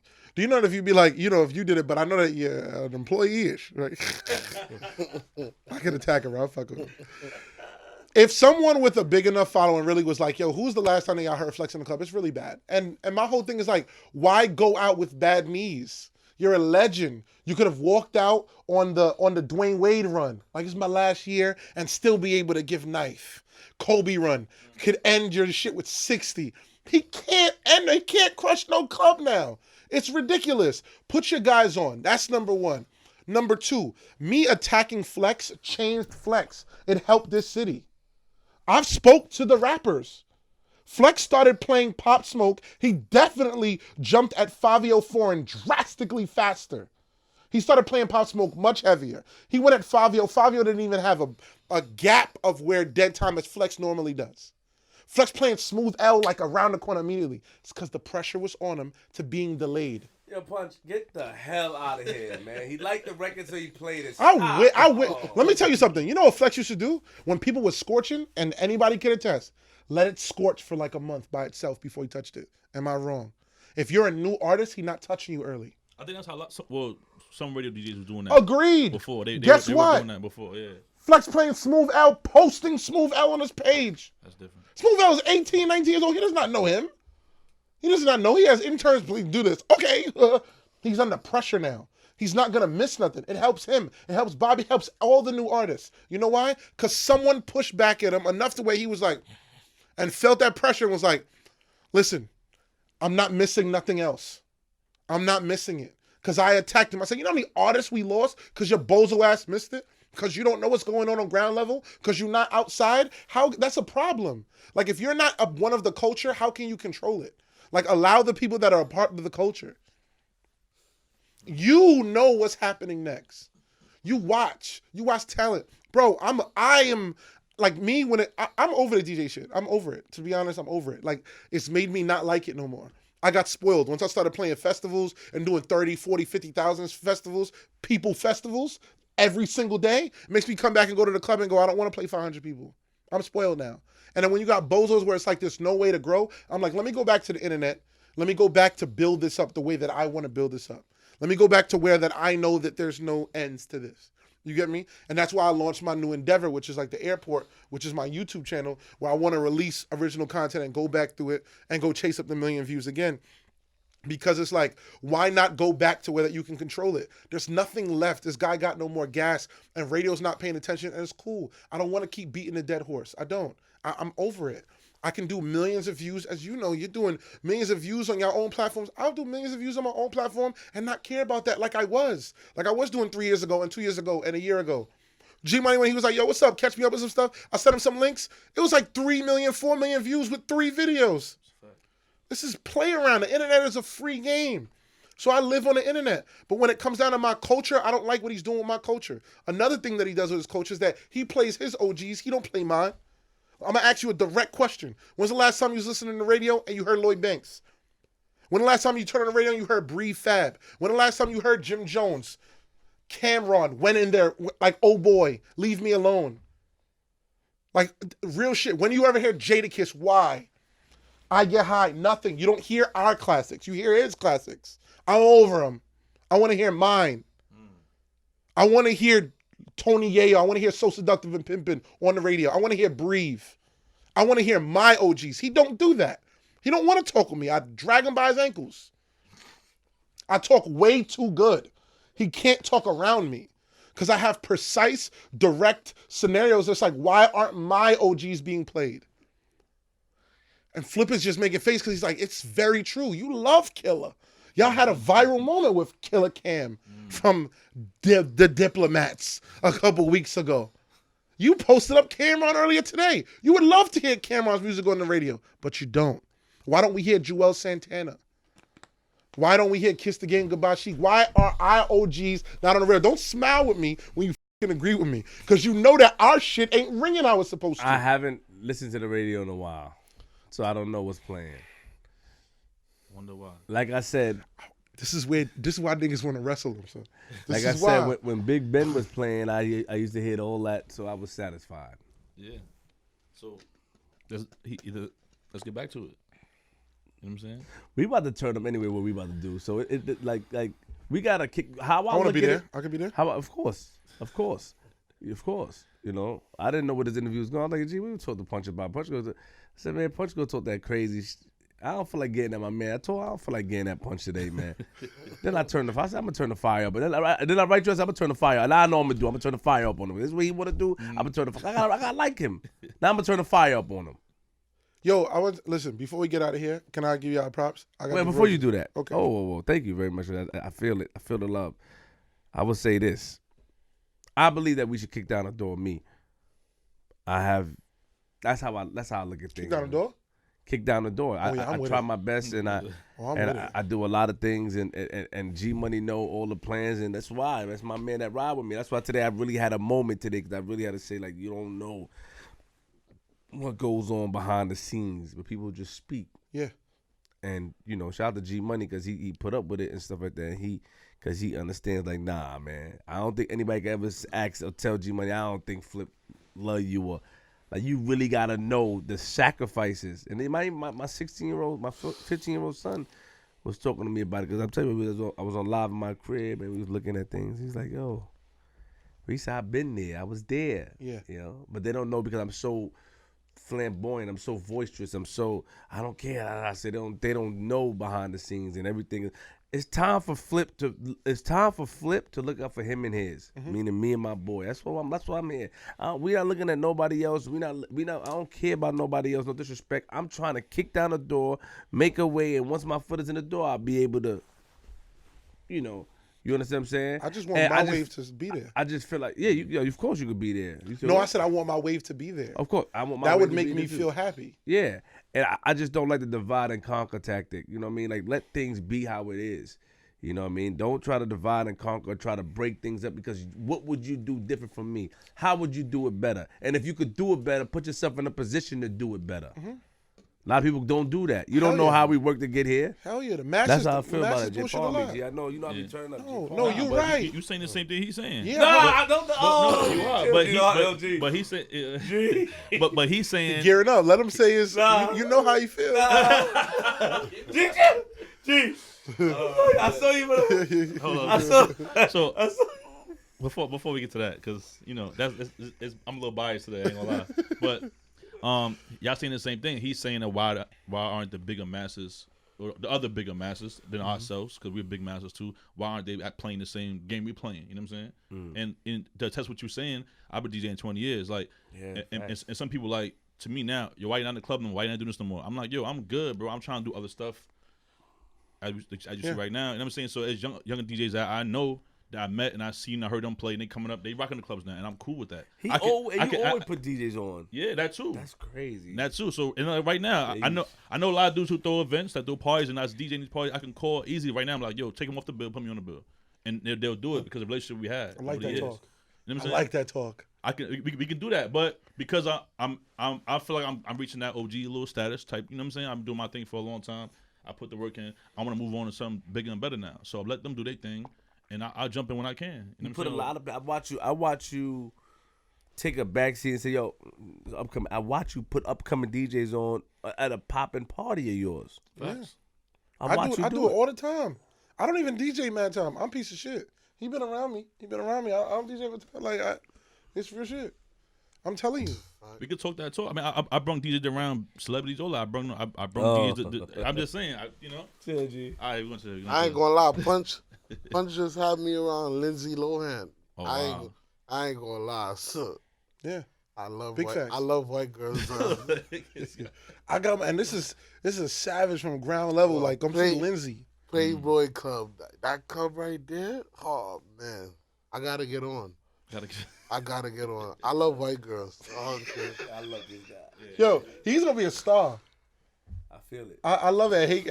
He's gonna be it. I feel But it. we gotta do these moments. You gotta put people on, and you gotta just keep doing it. It's not a surprise that in and time out that I have these moments where I'm with these guys in the early points of their stages of their career and help them get to where they go, and that's what we're supposed to do. And I ain't gonna forget you. You Haitian, and this is my first big platform.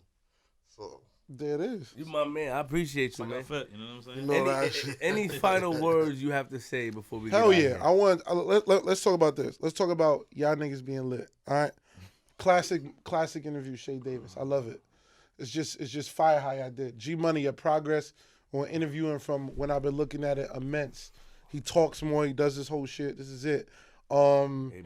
All of the gang shit, the CK, damn, I was supposed to say Bay Pa today, man. I wanted to say Bay Pa. I watched. Yeah, there it is, man. Shout out to the King of Brownsville. You get what I mean? Like I watch. I'm a big fan of this. And we haven't spoken a year and change, bro. G, same shit. Yeah. He hits me the day, goes punch. I want you to come to FlipDaScript. I said, did you see my vlog I just put out? He said, well, you put out a vlog? I didn't even see I it. put out my vlog, and in the vlog, I said, I'm only looking at 3 channels, man. I'm looking at Vlad to feel like an investigator. I'm looking at Adam to get everything between, and I'm looking at Flip because they the streets right now. That's exactly that's in my vlog. It's there, and that was there. When he hit me, I just posted the vlog 25 minutes. It had like 10 views when I sent him to look at it. And it's real. I mean, everything. Killer Kev interview, fire. That guy is comedy. The on the line shit you do, fantastic. Everything. Getting Wildcat to talk. I don't know these guys. I feel like I know them. Good interviews. You get what I'm saying? Wildcat don't speak. He comes up here, he speaks. They need to see this. Y'all need to look at the end when I'm showering niggas. I just think a lot of shit was just fire. It was just dope. The My Song interview was really, really dope. Poe interview, he's everywhere with it, you know. There's this shit, but there was a lot of good moments, man. And I'm probably still forgetting, man, because I've seen probably like everything from like 90 on, and it's like you did your thing, Bimmy shit, fire. You know what I mean? But I just say all of this like this: giving props is really for free, and people don't really understand how to utilize clout, and they don't understand it, and they get fearful when they possess clout, what to do with it. I have clout. My clout cannot expire.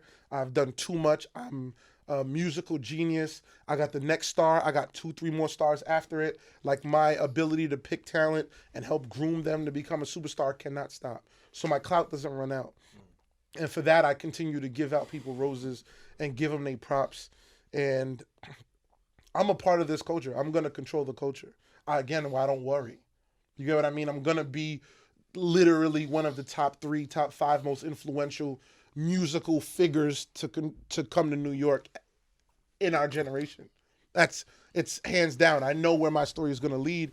I'm putting in the work for it, and I'm happy that y'all niggas are getting to the point that y'all are at now, and it's happening. I love the progress you've made from being the rapper to being around the URL shit to being around it, not really understanding what it is, then the comedy, then taking it serious, now being a whole media personality, and now branding up.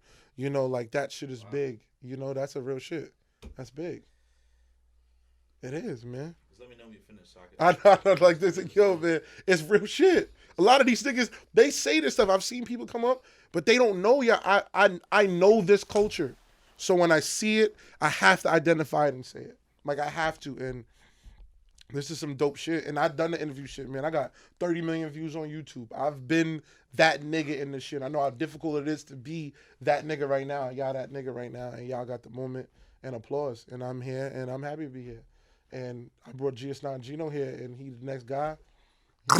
And, you know, Free GS9. and the 9 coming home. That's it. But we appreciate y'all, man. Gee, no, do it. I have to. Gee.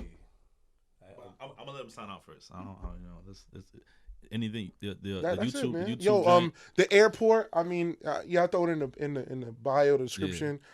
It's fresh. It's new. It's spelled different though. Yeah, it's called the Airport. It's called the Airport. I want to brand it. I want to own that whole everything, all of the content pieces on it. Once I start launching, it's all gonna be airport themed. So my content for the new artist is gonna be called Arrivals. My content for the main moving artist is gonna be called Traffic Control. My content with like the athletes and the actors when I interview them is gonna be called The Hanger. And then I got a podcast with girls called The Layover. So it's all airport themed content. And I'm just excited to just roll out original shit and just put out stuff. And I wanted to start on a totally new brand versus my one that already got all the subscribers and the views. I was like, let me just start fresh. I just want to start fresh. Start from ground level, let them fall in love with it, and see it all develop and blossom from here. So that's my wave, and it's Punch, and, I talk what I talk. Instagram. I am PVNCH.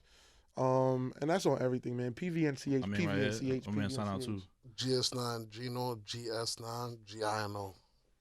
That's it. Easy. 1, 2, 3. Music coming soon? Or out now? Or music coming soon, and I got something out right now with OP and F.D.S.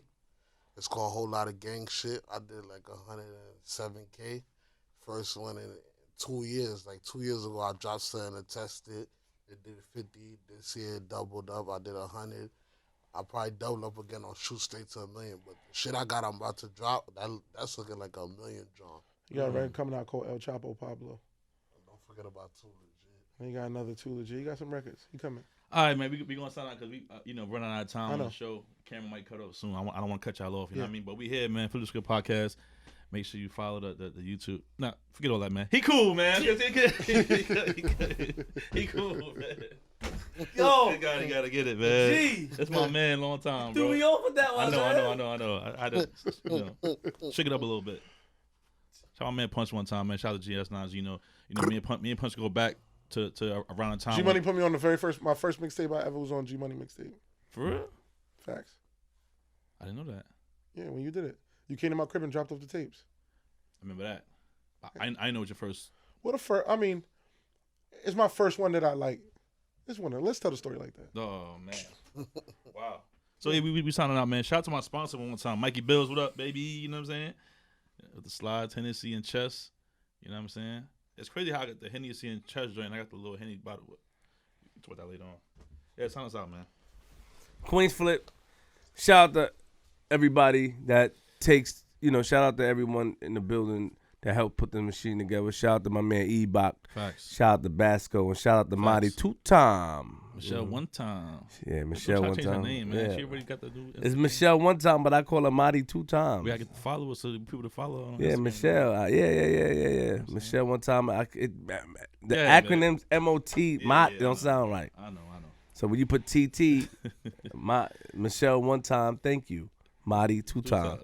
Yeah, you know what I'm saying? Yeah, she got two names. But, shout out to Michelle one time, in the building. She gets here and she gets it done, man. And that's dope. Like, she's helping the behind the scenes to flip the script in the dope look. Very professional, and I like it. You know what I mean? I think it's dope. G Money, you pick him good. You know what I'm saying? G Money, you cool, man. You cool, G. It's all out. Oh, G. Remember, lock your doors, close your windows, close your blinds, open your blinds, and if you see a nigga like Punch on your lawn, let him in because he don't mean no harm. If you see a nigga like Gino on your lawn, don't be afraid to use a firearm. I'm from Queens.